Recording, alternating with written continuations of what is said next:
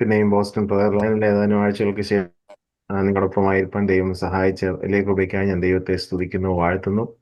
ഈ ഓ പ്രഭാത സമയത്ത് നമുക്ക് ഒരുമിച്ച് ഇത്രയും പേർക്ക് ആ, ഈ ബോസ്റ്റൺ പ്രയർ ലൈനിനോടനുബന്ധിച്ച് പ്രാർത്ഥനയോടും ബൈബിൾ സ്റ്റഡിയോടും സഹായിച്ച സ്തോത്രം. അത് ഈ മുഖവര കൂടാതെ ഇന്നത്തെ വേദവചന ചിന്തയിലേക്ക് നമുക്ക് കിടക്കാം. യെശയ്യാ പ്രവചനം 40-ാം അധ്യായം അതിന്റെ 28 മുതൽ 31 വരെയുള്ള വാക്യങ്ങൾ. യെശയ്യാ പ്രവചനം 40-ാം അധ്യായം അതിന്റെ 28 മുതൽ 31 വരെയുള്ള വാക്യങ്ങൾ നമുക്ക് ആദ്യമായി പ്രാരംഭമായി വായിക്കാം. Isaiah chapter 40 verse 28 onwards. നിനക്കറിഞ്ഞുകൂടെയോ? നീ കേട്ടിട്ടില്ലയോ? യഹോവ നിത്യദൈവം, ഭൂമിയുടെ അറുതികളെ സൃഷ്ടിച്ചവൻ തന്നെ. അവൻ ക്ഷീണിക്കുന്നില്ല, തളർന്നു പോകുന്നുമില്ല. അവന്റെ ബുദ്ധി അപ്രമേയമത്രേ. അവൻ ക്ഷീണിച്ചിരിക്കുന്നവന് ശക്തി നൽകുന്നു, ബലമില്ലാത്തവന് ബലം വർദ്ധിപ്പിക്കുന്നു. ബാല്യക്കാർ ക്ഷീണിച്ച് തളർന്നു പോവും, യൗവനക്കാർ ഇടറി വീഴും. എങ്കിലും യഹോവയെ കാത്തിരിക്കുന്നവർ ശക്തിയെ പുതുക്കും. അവർ കഴുകന്മാരെ പോലെ ചിറകടിച്ചു കയറും. അവർ തളർന്നു പോകാതെ ഓടുകയും ക്ഷീണിച്ചു പോകാതെ നടക്കുകയും ചെയ്യും. താങ്ക് യു സ്തോത്രം. ബ്രദർ. വളരെ പരിചിതമായ ഒരു വേദഭാഗമാണ്. ഞാൻ ഇന്ന് വചനം സംസാരിക്കണമെന്ന് പറഞ്ഞപ്പോൾ ഞാനിങ്ങനെ പല വചനങ്ങളോട് എൻ്റെ മനസ്സ് പോയി. അവസാനം യെശയ്യാ പ്രവചനത്തിൽ ഈ 40-ാം അധ്യായത്തിൽ വന്നു നിന്നു. അപ്പൊ അത് ഞാൻ നേരത്തെ ബോസ്റ്റൺ പ്രയർ ലൈൻ യെശയ്യാ പ്രവചനത്തിൽ നിന്ന് സംസാരിച്ചത് എനിക്ക് വളരെ പ്രിയപ്പെട്ട ഒരു പുസ്തകമാണ് ബൈബിളിലെ.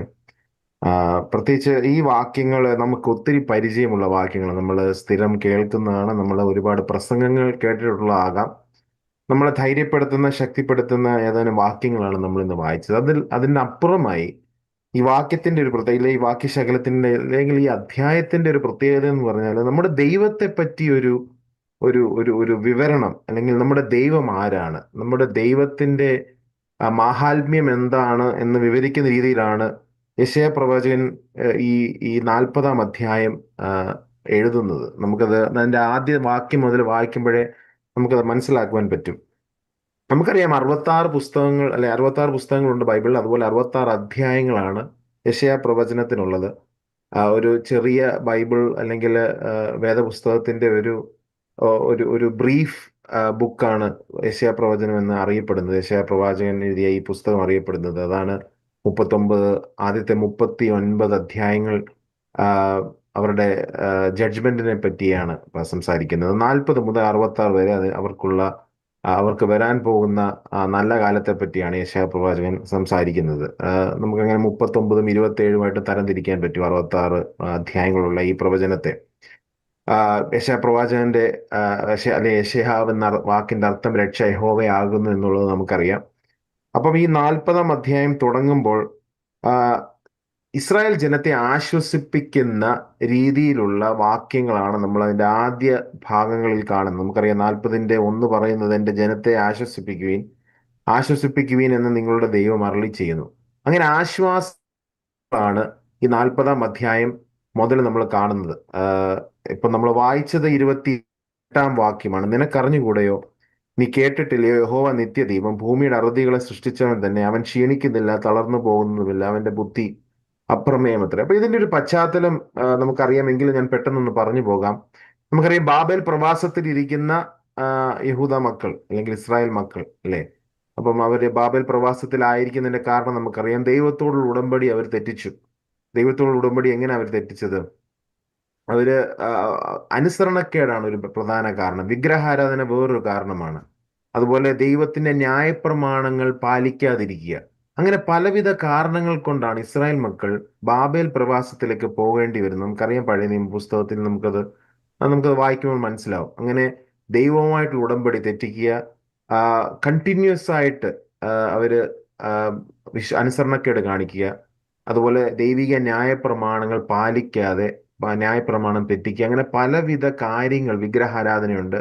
യഹൂദ രാജാക്കന്മാർ വിഗ്രഹാരാധനയ്ക്കുള്ള തിരിഞ്ഞത് നമുക്കറിയാം. അങ്ങനെ പലവിധ വാണിങ്ങുകൾ പ്രവാചകന്മാര് പഴയ നിയമ പുസ്തകത്തിൽ കൊടുക്കുന്നുണ്ട്.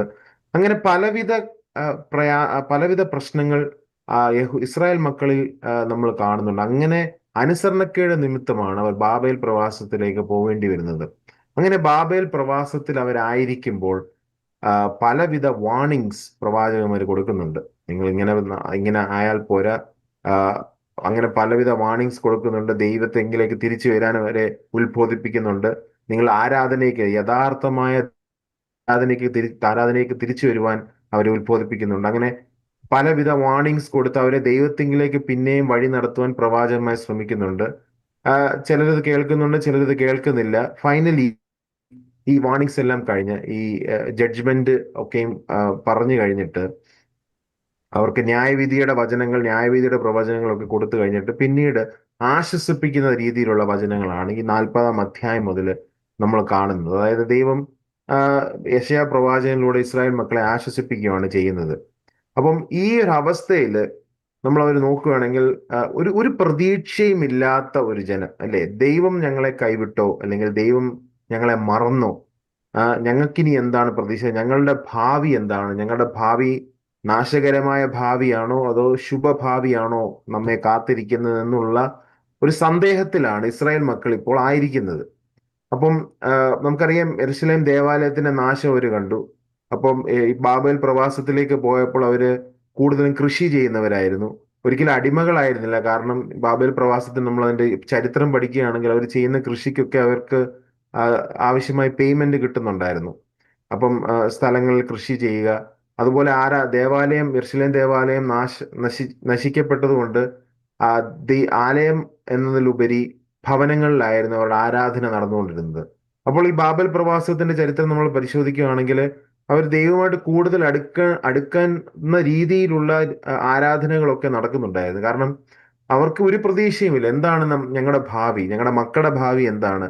അങ്ങനെ ഒരു പ്രതീക്ഷയും ഇല്ലാതെ നിൽക്കുന്ന ഒരു ജനം, അല്ലെങ്കിൽ ഒരു പ്രതീക്ഷയും ഇല്ലാതെ ജീവിതം തള്ളി നീക്കുന്ന ഒരു അവസ്ഥയിലേക്ക് അവർ കടന്നു വന്നു. എന്നാൽ ഇസ്രായേൽ ആയിരുന്നപ്പോൾ അങ്ങനെ ആയിരുന്നില്ല. എന്നാൽ ബാബേലിലേക്ക് അവരെ കൂട്ടിക്കൊണ്ടുവന്നപ്പോൾ അവർക്ക് യാതൊരു പ്രതീക്ഷയില്ല. കാരണം ബാബിലോൺ സാമ്രാജ്യത്തിന്റെ കീഴിലാണ് അവർ ആയിരിക്കുന്നത്, ബാബിലോൺ സാമ്രാജ്യമാണ് ഭരിക്കുന്നത്. അപ്പോൾ ബാബിലോൺ എംപയേഴ്സ് പറയുന്നത് കേൾക്കേണ്ട ഒരു അവസ്ഥയിലാണ് ഇപ്പോൾ ഇസ്രായേൽ മക്കൾ. അങ്ങനെ ഒരു അവസ്ഥയിൽ എത്തുന്നതിന്റെ കാരണം തന്നെ അവരുടെ വിഗ്രഹാരാധന, അവരുടെ അനുസരണക്കേടുമാണ്. അത് അവർ തന്നെയാണ് കാരണം. എങ്കിൽ പോലും ഇപ്പോഴത്തെ അവരുടെ ഒരു അവസ്ഥ എന്ന് പറയുന്നത് ഒരു വല്ലാത്ത അവസ്ഥയാണ്. മാനുഷികമായി നാം ചിന്തിക്കുകയാണെങ്കിൽ യാതൊരു പ്രതീക്ഷയുമില്ലാത്ത, യാതൊരു ഭാവിയുമില്ലാത്ത, ഇനി അടുത്തത് എന്താണ് സംഭവിക്കാൻ പോകുന്നത് എന്നറിയാത്ത രീതിയിലുള്ള ഒരു ജീവിതമാണ് അവർ ജീവിക്കുന്നത്. അങ്ങനെ പ്രതീക്ഷയില്ലാതെ ജീവിക്കുന്ന ഇസ്രായേൽ മക്കളോടാണ് യെശയ്യാ പ്രവാചകൻ ഈ വാക്യങ്ങൾ, നമ്മൾ വായിച്ച വാക്യങ്ങളെ പറ്റി പറയുന്നത്. അപ്പൊ ഈ പ്രതീക്ഷയില്ലാതിരിക്കുമ്പോൾ ആ, സ്വന്തമായുള്ള കാര്യങ്ങൾ മാത്രമല്ല, ദൈവത്തെ പറ്റി വരെ അവർക്ക് കംപ്ലൈൻറ്റ്സ് ഉണ്ട് അല്ലെ. നമ്മൾ ഈ 40-ാമത്തെ അധ്യായം വായിക്കുമ്പോൾ നമുക്കറിയാം.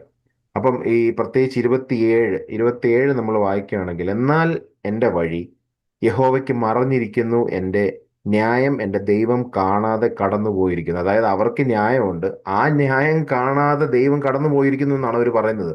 അതായത് ദൈവത്തിനെതിരെ അവർക്ക് കൺസേൺസ് ഉണ്ട്. ദൈവം അവരെ മറന്നു കളഞ്ഞു, അല്ലെങ്കിൽ ദൈവം അവരെ നോക്കുന്നില്ല, ദൈവത്തിന് ഇവര് എന്താണ് ചെയ്യുന്നതെന്ന് അറിയുന്നില്ല, ദൈവം മറഞ്ഞിരിക്കുന്നു, അല്ലെങ്കിൽ അവരുടെ ന്യായം ദൈവത്തിൽ നിന്ന് മറഞ്ഞിരിക്കുന്നു, ദൈവം അവരെ മറന്നുപോയോ എന്നുള്ള രീതിയിലുള്ള സന്ദേഹമൊക്കെ ഉയർത്തിയാണ് അവർ പരാതിപ്പെടുന്നത് അല്ലേ. ആ, എന്ന് യാക്കോബെ നീ പറയുകയും ഇസ്രായേലെ നീ സംസാരിക്കുകയും ചെയ്യുന്നത് എന്ത് അല്ലേ. അപ്പൊ യാക്കോബെ ഇസ്രായേൽ മക്കളെ ആണ് കാണിക്കുന്നത്, അല്ല ഒരു പ്രത്യേക വ്യക്തിയല്ല. ആ കൂട്ടത്തിനോടാണ് യെശയ്യാ പ്രവാചകൻ പറയുന്നത്, നിങ്ങൾ എന്തുകൊണ്ടാണ് ഇങ്ങനെ പറയുന്നത്, നിങ്ങൾ ദൈവത്തെ മറന്നുപോയോ? ദൈവം നിങ്ങളോട് ചെയ്ത കാര്യങ്ങൾ മറന്നുപോയോ? അത് നമ്മൾ അതിന്റെ കുറച്ച് വാക്യങ്ങൾ മുമ്പേ നമുക്ക് കാണാൻ പറ്റും. യെശയ്യാ പ്രവാചകൻ ഓൾറെഡി ദൈവത്തെ പറ്റി പറയുന്നുണ്ട്. അപ്പൊ ഇങ്ങനെയുള്ള ഒരു അവസ്ഥയിലാണ് അവരായിരിക്കുന്നത്. അപ്പം ഈ ഒരു അവസ്ഥയിൽ ദുഃഖത്തിലായിരിക്കുന്ന, വളരെ ഡിസ്കറേജ്ഡ് ആയിരിക്കുന്ന ജനക്കൂട്ടത്തിനോടാണ് യെശയ്യാ പ്രവാചകൻ സംസാരിക്കുന്നതും പ്രവചിക്കുന്നതും. അതായത് നിങ്ങൾ ഇങ്ങനെ പോകേണ്ടവരല്ല, നിങ്ങൾ ഇങ്ങനെ പോകേണ്ടവരെ അല്ലായിരുന്നു. തുടക്കം പറയുകയാണെങ്കിൽ, കാരണം ഒരു വിഗ്രഹാരാധനയിലോ അനുസരണക്കേടിലോ പോകേണ്ട മക്കളല്ല, അല്ലെങ്കിൽ പോകേണ്ട ഒരു കൂട്ടമല്ല. കാരണം ദൈവം അവരെ നടത്തിയ വിധങ്ങൾ, അവരുടെ പിതാക്കന്മാരോട് ദൈവം കാണിച്ച കൃപയും കരുണയും ഒക്കെ ഓർക്കുമ്പോൾ, ദൈവത്തിന്റെ ഉടമ്പടി ഓർക്കുമ്പോൾ, ഒരിക്കലും ഇസ്രായേൽ മക്കൾ ഇങ്ങനെ ആകാൻ പാടില്ലായിരുന്നു. എന്നാൽ മാനുഷികമായവരായി ഇനിയും തിരിച്ചു വരുവാൻ അവർക്കൊരു അവസരമുണ്ട്. അപ്പൊ അതിനുള്ളൊരു അവസരമാണ് യെശയ്യാ പ്രവാചകൻ പ്രവചനത്തിലൂടെ അവർക്ക് കൊടുക്കുന്നത്. അതായത് നിങ്ങൾക്ക് ഇനിയും ജീവിതം കഴിഞ്ഞിട്ടില്ല, സമയം കഴിഞ്ഞിട്ടില്ല, നിങ്ങൾക്ക് പിന്നെയും ദൈവത്തിങ്കിലേക്ക് മടങ്ങി വരാം. പിന്നീടുള്ള അധ്യായങ്ങൾ നമ്മൾ കാണുന്നുണ്ട്. അപ്പോൾ അതിന് മുമ്പ് ദൈവത്തെ പറ്റി ഒരു വിവരണമാണ് ഈ 40-ാം അധ്യായത്തിൽ കൊടുക്കുന്നത്. ദൈവത്തെ പറ്റി അറിയാഞ്ഞിട്ടല്ല, അവർക്ക് ദൈവത്തെ പറ്റി അറിയാം. ദൈവം അവരോട് ചെയ്തിരിക്കുന്ന കാര്യങ്ങൾ, ദൈവം കഴിഞ്ഞ കാലങ്ങളിൽ അവരെ നടത്തിയ വിധങ്ങൾ, പഴയ നിയമ പിതാക്കന്മാരോട്, അവരുടെ വല്യപ്പച്ചന്മാരോട് കാണിച്ച കരുണയും ഒക്കെ അവർക്ക് അറിയാം. അവർക്കൊന്നും അറിയാഞ്ഞിട്ടല്ല.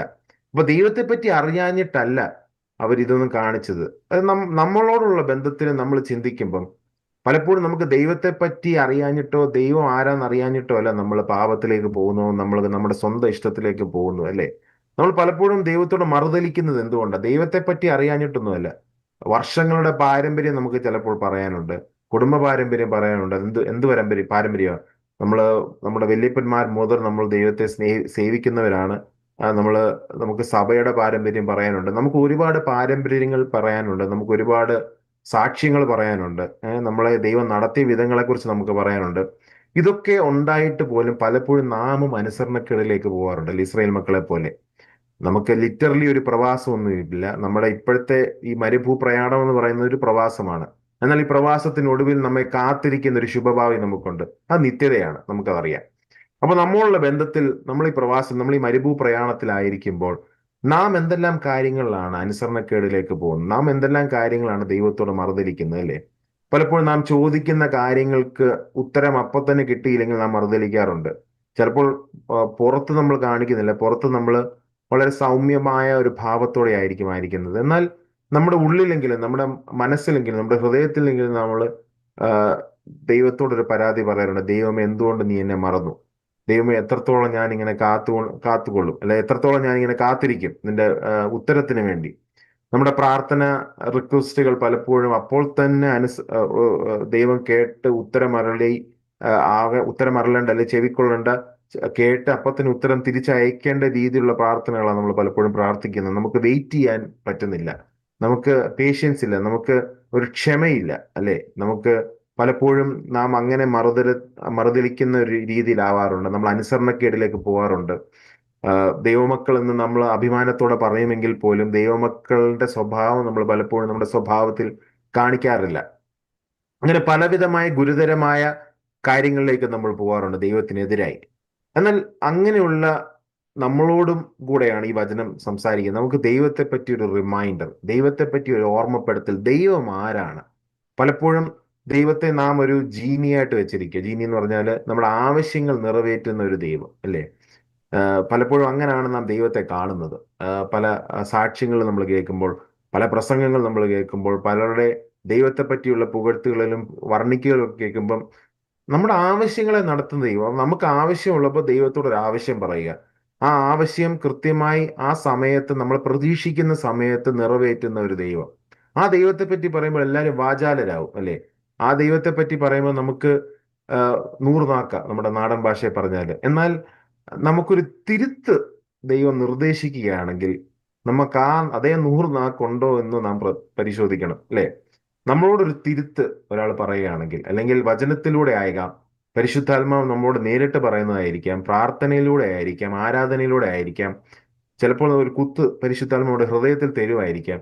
ഒരു തിരുത്ത് അല്ലെങ്കിൽ ഒരു തെറ്റ് നമ്മൾ കാണിച്ചു, ആ തെറ്റിന് ഒരു റെസൊല്യൂഷൻ ദൈവം നിർദ്ദേശിക്കുകയാണെങ്കിൽ നമുക്ക് അതേ ആ ഒരു ആഹ്ലാദവും നമുക്ക് അതേ ഒരു സെലിബ്രേഷനും ആയിരിക്കുമോ നമ്മുടെ ഹൃദയത്തിൽ, അല്ലെ നമ്മൾ പുറത്ത് കാണിക്കുന്നത്? അതോ നമുക്ക് ഈ ആവശ്യങ്ങളെ നിറവേറ്റുമ്പോൾ മാത്രമാണ് ദൈവത്തിനോടൊരു ഒരു സ്നേഹം, അല്ലെങ്കിൽ ദൈവത്തോടൊരു പ്രതിപത്തി?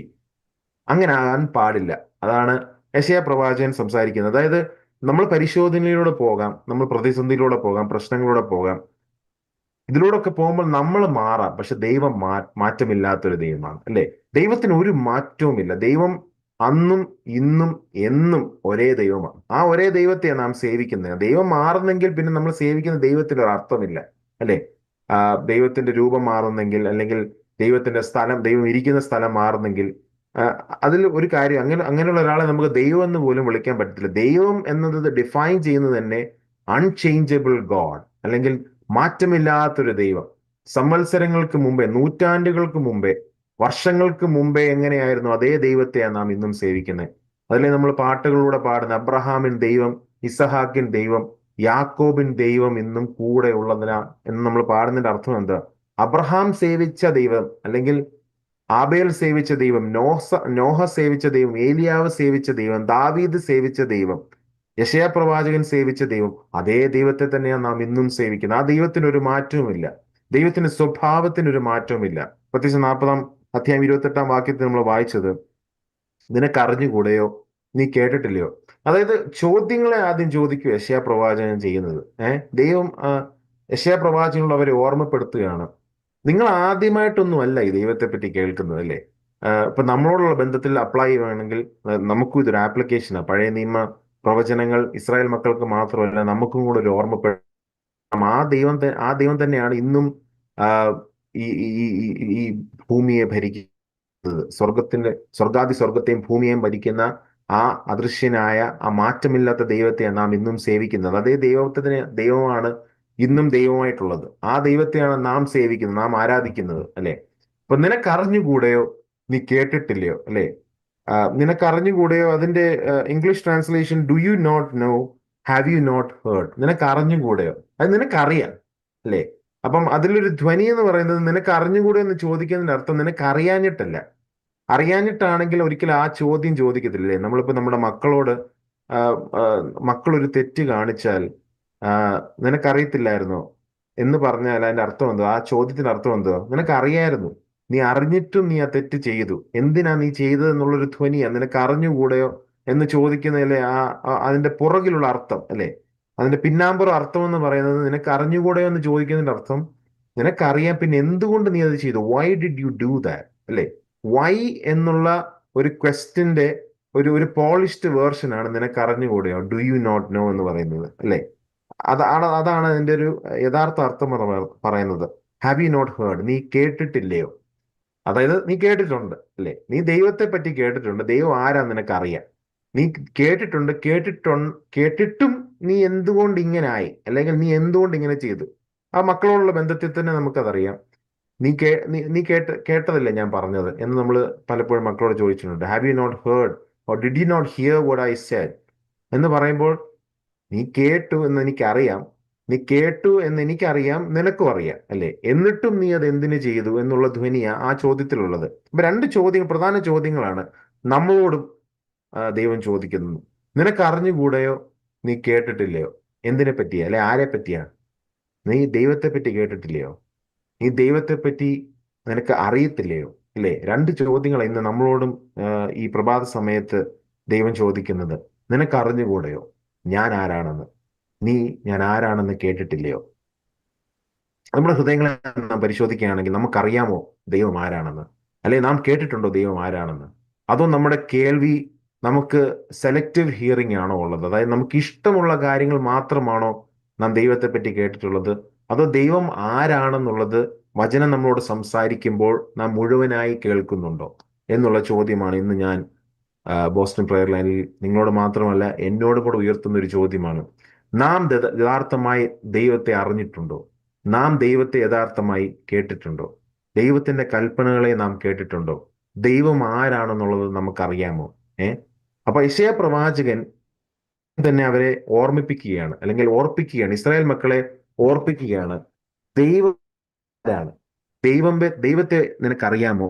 ദൈവത്തെ നീ കേട്ടിട്ടുണ്ടോ? നിനക്കറിഞ്ഞുകൂടെയോ, നീ കേട്ടിട്ടില്ലയോ? അപ്പം ഈ ക്വസ്റ്റ്യൻ, അല്ലെങ്കിൽ ഈ ചോദ്യം 27-ാം വാക്യത്തിന്റെ ഒരു കണ്ടിന്യൂഷൻ കൂടെ ആണെന്നുള്ളത് നാം ഓർക്കണം, അല്ലേ?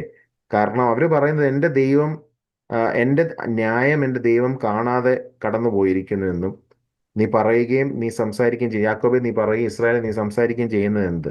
എന്റെ വഴി യഹോവയ്ക്ക് മറഞ്ഞിരിക്കുന്നു.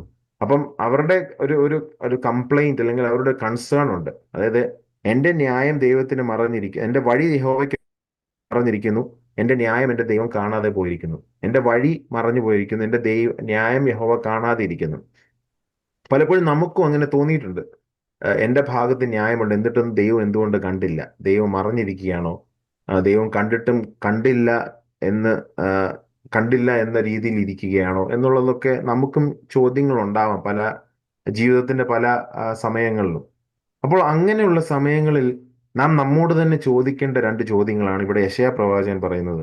നിനക്കറിഞ്ഞുകൂടെയോ, നീ കേട്ടിട്ടില്ലയോ? എന്താണ് നിനക്ക് അറിയേണ്ടത്, അല്ലെങ്കിൽ എന്താണ് നീ അറിയേണ്ടത്? യെശയ്യാ പ്രവാചകൻ ഇവിടെ ദൈവത്തെപ്പറ്റി ഓർമ്മപ്പെടുത്തുകയാണ്, അല്ലേ? അതിന്റെ 21-ാം വാക്യം നമ്മൾ വായിക്കുമ്പോൾ ഇതേ ചോദ്യമാണ് നമ്മൾ കാണുന്നത്. ഈ ചോദ്യം ആദ്യമായിട്ടല്ല ചോദിക്കുന്നത്. 21-ാം വാക്യത്തില് നിങ്ങൾക്കറിഞ്ഞുകൂടെയോ, നിങ്ങൾ കേട്ടിട്ടില്ലയോ, ആദ്യം മുതൽ നിങ്ങളോട് അറിയിച്ചിട്ടില്ലയോ? അവിടെ ഒരു ചോദ്യം കൂടെ ഉണ്ട്, അല്ലേ? ഈ 28 വാക്യത്തിൽ നമ്മൾ നോക്കുകയാണെങ്കിൽ 2 ചോദ്യങ്ങളേ ഉള്ളൂ. 21 വാക്യത്തിൽ നമ്മൾ നോക്കുകയാണെങ്കിൽ 3 ചോദ്യങ്ങളാണ്. നിങ്ങൾ അറിഞ്ഞുകൂടെയോ, നിങ്ങൾ കേട്ടിട്ടില്ലയോ, ആദ്യം മുതൽ നിങ്ങളെ അറിയിച്ചിട്ടില്ലയോ, അല്ലേ? അപ്പം നമ്മൾ 28 വാക്യത്തിൽ 2 ചോദ്യങ്ങൾ കണ്ടു, അല്ലേ? ആ 28 വാക്യത്തിൽ നമ്മൾ കണ്ട 2 ഒരു ഉത്തരം കൂടെയാണ് 21 വാക്യത്തിൽ നമ്മൾ കാണുന്നത്. എന്താണ്? അതായത് നിങ്ങൾ കേട്ടിട്ടുണ്ട്, നിങ്ങൾ അറിഞ്ഞിട്ടുണ്ട്. എങ്ങനെ അറിയുന്നത്, അല്ലെ എങ്ങനെ കേട്ടിട്ടുണ്ടെന്ന് അവർക്ക് ഉറപ്പ് വരുത്തുന്നത്? ആദ്യം മുതൽ നിങ്ങളെ അറിയിച്ചിട്ടില്ലയോ? ആദ്യം മുതൽ നിങ്ങളോട് അറിയിച്ചിട്ടുണ്ട്. അതായത് ആദ്യം മുതൽ ദൈവം ആരാണെന്നുള്ളത് നിങ്ങൾ അറിഞ്ഞിട്ടുണ്ട്. അതുകൊണ്ടാണ് യെശയ്യാ പ്രവചനം 28 വാക്യത്തിൽ കൃത്യമായി ഈ 2 ചോദ്യങ്ങൾ ചോദിക്കുന്നത്. നിനക്ക് അറിഞ്ഞുകൂടെയോ, നീ കേട്ടിട്ടില്ലയോ? കാരണം ആദ്യം മുതൽ ദൈവം ആരാണെന്നുള്ളത് നിങ്ങൾക്കറിയാം, നിങ്ങളെ അറിയിച്ചിട്ടുണ്ട്. പ്രവാചകന്മാർ മുഖാന്തരം പോലും അവരറിഞ്ഞിട്ടുണ്ട് ദൈവം ആരാണെന്നും യഹോവ ആരാണെന്നുള്ളത് അവർക്കറിയാം. എന്നിട്ട് 21 വാക്യത്തിൽ പറയുന്നത് ഭൂമിയുടെ അടിസ്ഥാനങ്ങളാൽ നിങ്ങൾ ഗ്രഹിച്ചിട്ടില്ലയോ, അല്ലെ? 4-മതൊരു ചോദ്യം കൂടെ. അതായത് ഈ 2 ചോദ്യങ്ങൾക്കുള്ള ഉത്തരം 3-ാം ചോദ്യത്തിലുണ്ട്. പിന്നീട് ഒരു ചോദ്യം കൂടെ ചോദിക്കുക, അല്ലെങ്കിൽ ഒരു ചോദ്യം കൂടെ പറയുക. ഭൂമിയുടെ അടിസ്ഥാനങ്ങളാൽ നിങ്ങൾ ഗ്രഹിച്ചിട്ടില്ലയോ? അതായത് നിങ്ങൾ വസിക്കുന്ന ഈ ഭൂമിയുടെ അടിസ്ഥാനങ്ങളാൽ നിങ്ങൾ ഗ്രഹിച്ചിട്ടില്ലയോ, അല്ലെ? അപ്പോൾ 28 വാക്യത്തിലെ 2 ചോദ്യങ്ങൾക്കുള്ള ഒരു ഉത്തരം എന്ന് പറയുന്നത് 21-ലെ 3-മത്തെ ചോദ്യത്തിലുണ്ട്. എന്താണ് ആ 3-മത്തെ ചോദ്യം? ദൈവം നിങ്ങളെ അറിയിച്ചിട്ടില്ല, ആദ്യം മുതൽ നിങ്ങളെ അറിയിച്ചിട്ടുണ്ട്. അപ്പൊ നിങ്ങൾക്കറിയാം, നിങ്ങൾ കേട്ടിട്ടുണ്ട് ദൈവത്തെ പറ്റി, ദൈവം ആരാണെന്നുള്ളത് കേട്ടിട്ടുണ്ട്. എന്നിട്ട് 4-മത്തെ ഒരു ചോദ്യമാണ്, അല്ലെങ്കിൽ ഒരു കൺഫർമേഷൻ ആണ്, ഭൂമിയുടെ അടിസ്ഥാനങ്ങളാൽ നിങ്ങൾ ഗ്രഹിച്ചിട്ടില്ലയോ? അപ്പൊ നിങ്ങളെ അറിയിച്ചിട്ടുമുണ്ട്, നിങ്ങൾക്ക് തന്നെ ഗ്രഹിക്കാനുള്ള ജ്ഞാനം ദൈവം തന്നിട്ടുമുണ്ട്, അല്ലേ? അപ്പൊ 2 കാര്യങ്ങളാണ്. ദൈവത്തിന്റെ ഒരു പരമാധികാരം, ദൈവത്തിന്റെ ഒരു സർവാധിപത്യം ഓഫ് ഗാഡ്.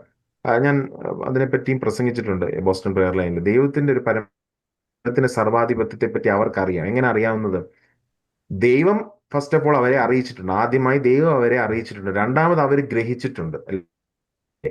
സർവജ്ഞാനിയായ ദൈവം അവരെ അറിയിക്കുന്നതും ഫൈനൈറ്റ് ആയിട്ടുള്ള അല്ലെങ്കിൽ മനുഷ്യരായിട്ടുള്ള അവർ സ്വയവേ അവരുടെ ജ്ഞാനത്താലും ഗ്രഹിച്ചിട്ടുണ്ട്. ഭൂമിയുടെ അറുതികളാൽ, അല്ലെ ഭൂമിയെ നിർമ്മിച്ചവൻ, ഭൂമിയെ സൃഷ്ടിച്ചവൻ ദൈവമാണെന്ന് അവർ ഗ്രഹിച്ചിട്ടുണ്ട്, അല്ലെ? അങ്ങനെ ഗ്രഹിച്ചിട്ടുള്ള ഇസ്രായേൽ മക്കളോട് പിന്നെയും അവർ കംപ്ലൈന്റ്സ് ഉയർത്തുമ്പോൾ, അവർ കൺസേൺസ് ഉയർത്തുമ്പോൾ, യെശയ്യാ പ്രവാചകൻ പിന്നെയും ആ സെയിം ക്വസ്റ്റ്യനാണ് ചോദിക്കുന്നത്. 21-ൽ ചോദിച്ച അതേ ചോദ്യമാണ് 28-ൽ നമ്മൾ വായിച്ചത്. നിനക്ക് അറിഞ്ഞുകൂടെയോ, നീ കേട്ടിട്ടില്ലയോ? എന്നിട്ട് ഒരു ദൈവത്തെ പറ്റിയുള്ള ഒരു ഒരു ഒരു സമ്മറി, അല്ലെ ദൈവം ആരാണ്, ദൈവത്തെ ഒന്ന് ഡിഫൈൻ ചെയ്യുകയാണ് യെശയ്യാ പ്രവാചകൻ ചെയ്യുന്നത്. യഹോവ നിത്യദൈവം, ഭൂമിയുടെ അറുതികളെ സൃഷ്ടിച്ചവൻ തന്നെ. അവൻ ക്ഷീണിക്കുന്നില്ല, തളർന്നു പോകുന്നതുമില്ല, അവന്റെ ബുദ്ധി അപ്രമേയമത്രേ. അപ്പം നമ്മളോടും കൂടെ ഇന്ന് രാവിലെ ഇത് സംസാരിക്കുന്നത്, അല്ലെ? യഹോവ നിത്യദൈവം, അല്ലേ? യഹോവ നിത്യനാണ്. He's an everlasting God, he's an eternal God, അല്ലേ? നമുക്ക് തുടക്കവും ഒടുക്കവും ഒക്കെ ഉണ്ട്. നമുക്ക് ബിഗിനിങ് ഉണ്ട്, നമുക്ക് എൻഡ് ഉണ്ട്. നമ്മൾ ഈ ഭൂമിയിൽ ജനിക്കുമ്പോൾ നമുക്കൊരു തുടക്കമാണ്, അല്ലെങ്കിൽ അമ്മയുടെ ഉദരത്തിൽ നാം ഉരുവാകുമ്പോഴാണ് നമ്മൾ തുടങ്ങുന്നത്, നമ്മുടെ ജീവിതം തുടങ്ങുന്നത്.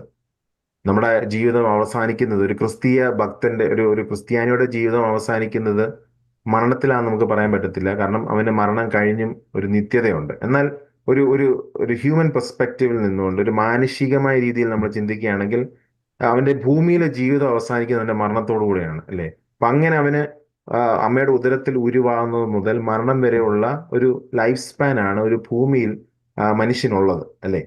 എന്നാൽ നമ്മൾ ദൈവത്തെ നോക്കിക്കുക. ദൈവം നിത്യ ദൈവമാണ്, അല്ലേ? ദൈവത്തിന് ഒരു തുടക്കവുമില്ല, ദൈവത്തിന് ഒടുക്കവുമില്ല. കാരണം ദൈവമാണ് ബിഗിനിങ്, ദൈവമാണ് അവസാനം, അല്ലെ? ഞാൻ അൽഫയും ഒമേഗയും ആകുന്നു. വെളിപ്പാട് പുസ്തകത്തിൽ നമ്മൾ വായിച്ചിട്ടുണ്ട്, നമ്മൾ പ്രസംഗങ്ങൾ കേട്ടിട്ടുണ്ട്. ആൽഫയും ഒമേഗയും ആകുന്ന ദൈവം, അല്ലെ? ഗ്രീക്കിലെ ലെറ്റേഴ്സ് ആണ്. അതായത് ആദിയും അന്തവും, ബിഗിനിങ് ആൻഡ് ദി എൻഡ്. ദൈവമാണ് ഡിഫൈൻ ചെയ്യുന്നത് തുടക്കം എന്താണ്, ദൈവമാണ് ഡിഫൈൻ ചെയ്യുന്നത് ഒടുക്കം എന്താണ്, അവസാനം എന്താണെന്നുള്ളത്. അപ്പോൾ ദൈവത്തിന് ഈ space and time, God is not limited to space and time, right? ദൈവത്തിന് ആ കൺസ്ട്രെയിൻസ് ഒന്നും ദൈവത്തെ ബാധിക്കുന്നില്ല. കാരണം ദൈവമാണ് ഇതിനെല്ലാം ഡിഫൈൻ ചെയ്യുന്നത്, അല്ലെ? ഇതെല്ലാം ദൈവത്തിന്റെ പരമാധികാരത്തിൽ പെടുന്ന കാര്യങ്ങളാണ്, ടൈം ആൻഡ് സ്പേസ് എന്നൊക്കെ ഉള്ളത്. So it all comes under the sovereignty of God. God is sovereign. ദൈവം സർവാധിപത്യമുള്ളവനാണ്. ദൈവം പരമാധികാരിയാണ്. അപ്പൊ അങ്ങനെയുള്ള ഒരു ദൈവത്തെയാണ് ഇസ്രായേൽ മക്കൾക്ക് പിന്നെയും പരിചയപ്പെടുത്തേണ്ട ആവശ്യമില്ല. ഇതൊരു ഓർമ്മപ്പെടുത്തുക ബേസിക്കലി. കാരണം ഇവർക്ക് ദൈവത്തെ അറിയാം. അപ്പം അവരെ ഒന്നുകൂടെ ഓർമ്മപ്പെടുത്തുകയാണ് ചെയ്യുന്നത്. യഹോവ നിത്യ ദൈവം ഇല്ലേ. എന്നിട്ട് ഒരു ഡിസ്ക്രിപ്ഷൻ കൊടുക്കുന്നുണ്ട്. എന്താണ് കൊടുക്കുന്നത്? ഭൂമിയുടെ അറുതികളെ സൃഷ്ടിച്ചവൻ തന്നെ. അതായത് 21-ാം വാക്യത്തിൽ നമ്മൾ കണ്ടു, ഭൂമിയുടെ അടിസ്ഥാനങ്ങളാൽ നിങ്ങൾ ഗ്രഹിച്ചിട്ടില്ലയോ. അതായത് ഇസ്രായേൽ മക്കൾക്ക് അറിയാം, ഭൂമിയുടെ അടിസ്ഥാനങ്ങളാൽ നിങ്ങൾ ഗ്രഹിച്ചിട്ടുണ്ട് ദൈവം ആരാണെന്നുള്ളത്, അല്ലെ. അപ്പോൾ അങ്ങനെ ഗ്രഹിച്ചിട്ടുണ്ടെങ്കിൽ പോലും ഇസ്രായേൽ മക്കളെ പിന്നെയും ഓർമ്മപ്പെടുത്തുകയാണ് യെശയ്യാ പ്രവാചകൻ ചെയ്യുന്നത്. ഭൂമിയുടെ അറുതികളെ സൃഷ്ടിച്ച ഒരു ദൈവം. അപ്പൊ നിങ്ങൾ സേവിക്കുന്ന ദൈവം, അല്ലെങ്കിൽ നിങ്ങൾ ഈ കംപ്ലൈന്റ് പറയുന്ന ദൈവം ഉണ്ടല്ലോ, അതായത് എന്റെ ന്യായം അറിഞ്ഞിരിക്കുന്നു, എന്നെ ഓർക്കുന്നില്ല എന്നൊക്കെ പറയുന്ന നിങ്ങളോട് ഞാൻ പറയുകയാണ്, അല്ലെങ്കിൽ ഞാൻ ഓർമ്മപ്പെടുത്തുകയാണ്, ഈ ദൈവം എന്ന് പറയുന്നത് ഭൂമിയുടെ അറുതികളെ സൃഷ്ടിച്ചവനാണ്. അല്ലാതെ നിങ്ങളുടെ ഒരു ചെറിയ കംപ്ലൈന്റിന്റെ പുറത്ത് നിങ്ങളുടെ കംപ്ലൈന്റ് വരുമെന്ന് പേടിച്ച് നിങ്ങളുടെ ആവശ്യങ്ങളെ നിറവേറ്റുന്ന ഒരു ദൈവമല്ല. ആവശ്യങ്ങളെ നിറവേറ്റും, അതിനും ദൈവം പ്രാപ്തനാണ്, ദൈവം കഴിവുള്ളവനാണ്. കാരണം ദൈവം ദൈവമാണ്, ദൈവത്തിനെല്ലാം സാധ്യമാണ്. എന്നാൽ നിങ്ങൾ മനസ്സിലാക്കേണ്ട ഒരു കാര്യമുണ്ട്, ഭൂമിയുടെ അറുതികളെ സൃഷ്ടിച്ച ഒരു ദൈവത്തെ പറ്റിയാണ് നിങ്ങൾ പറയുന്നത്. നിങ്ങൾ കംപ്ലൈന്റ് പറയുന്ന, അല്ലെങ്കിൽ നിങ്ങൾ ഈ ഈ പ്രശ്നം ആരോപിക്കുന്ന ആളെന്ന് പറയുന്ന ആള് അതൊരു ദൈവമാണ്. He is God, right? God.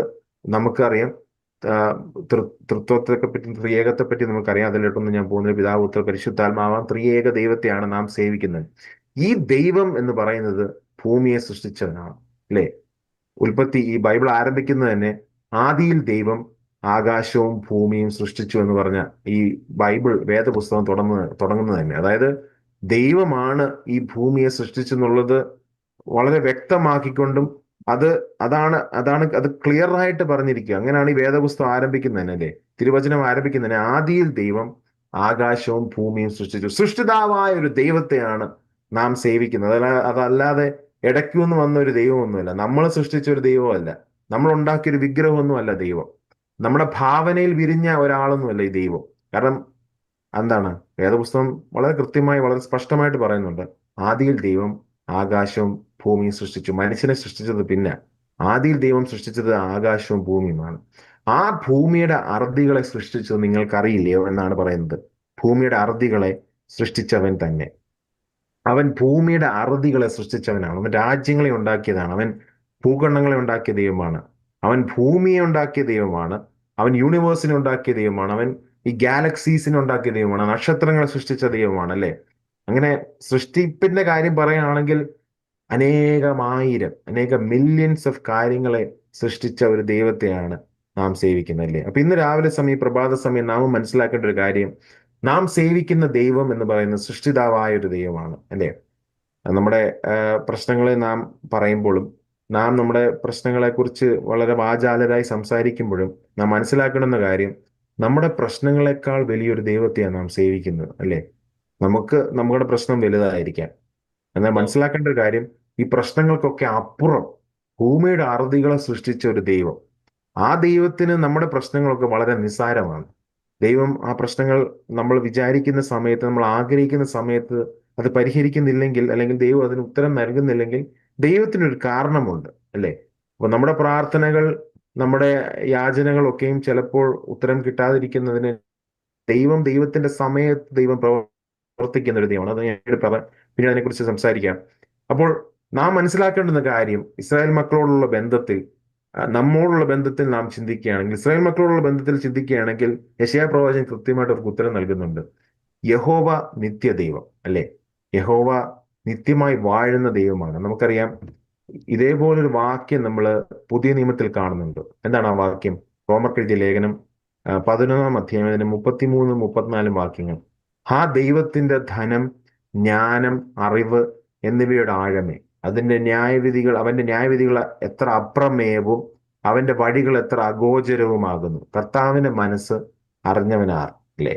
അപ്പം വളരെ കൃത്യമായിട്ട് പുതിയ നിയമത്തിൽ പൗലോസ് അപ്പോസ്തലൻ, അല്ലെങ്കിൽ പരിശുദ്ധാത്മ പൗലോസ് അപ്പോസ്തലനെ കൊണ്ട് എഴുതിപ്പിച്ചതാണ് ദൈവത്തിന്റെ ധനം, ദൈവത്തിന്റെ ജ്ഞാനം, ദൈവത്തിന്റെ അറിവ് എന്നിവയുടെ ആഴം. അത് ഗ്രഹിപ്പാൻ കഴിയാവുന്നവൻ ആരുമില്ല.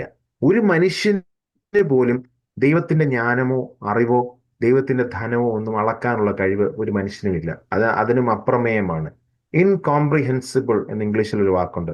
അതായത് നമുക്ക് കോംപ്രിഹെൻഡ് ചെയ്യാൻ പറ്റാത്ത, നമ്മുടെ മനസ്സിൽ നിൽക്കാത്ത, നമ്മുടെ മനസ്സിലാക്കലിൽ ഒതുങ്ങാത്ത ഒരു ദൈവത്തെയാണ് നാം സേവിക്കുന്നത്. അതിനും അപ്പുറമായ ഒരു ദൈവത്തെയാണ് നാം സേവിക്കുന്നത്. നമുക്ക് മനസ്സിലാക്കുന്നതിനൊക്കെ പരിമിതികളുണ്ട്, പരിധികളുണ്ട്.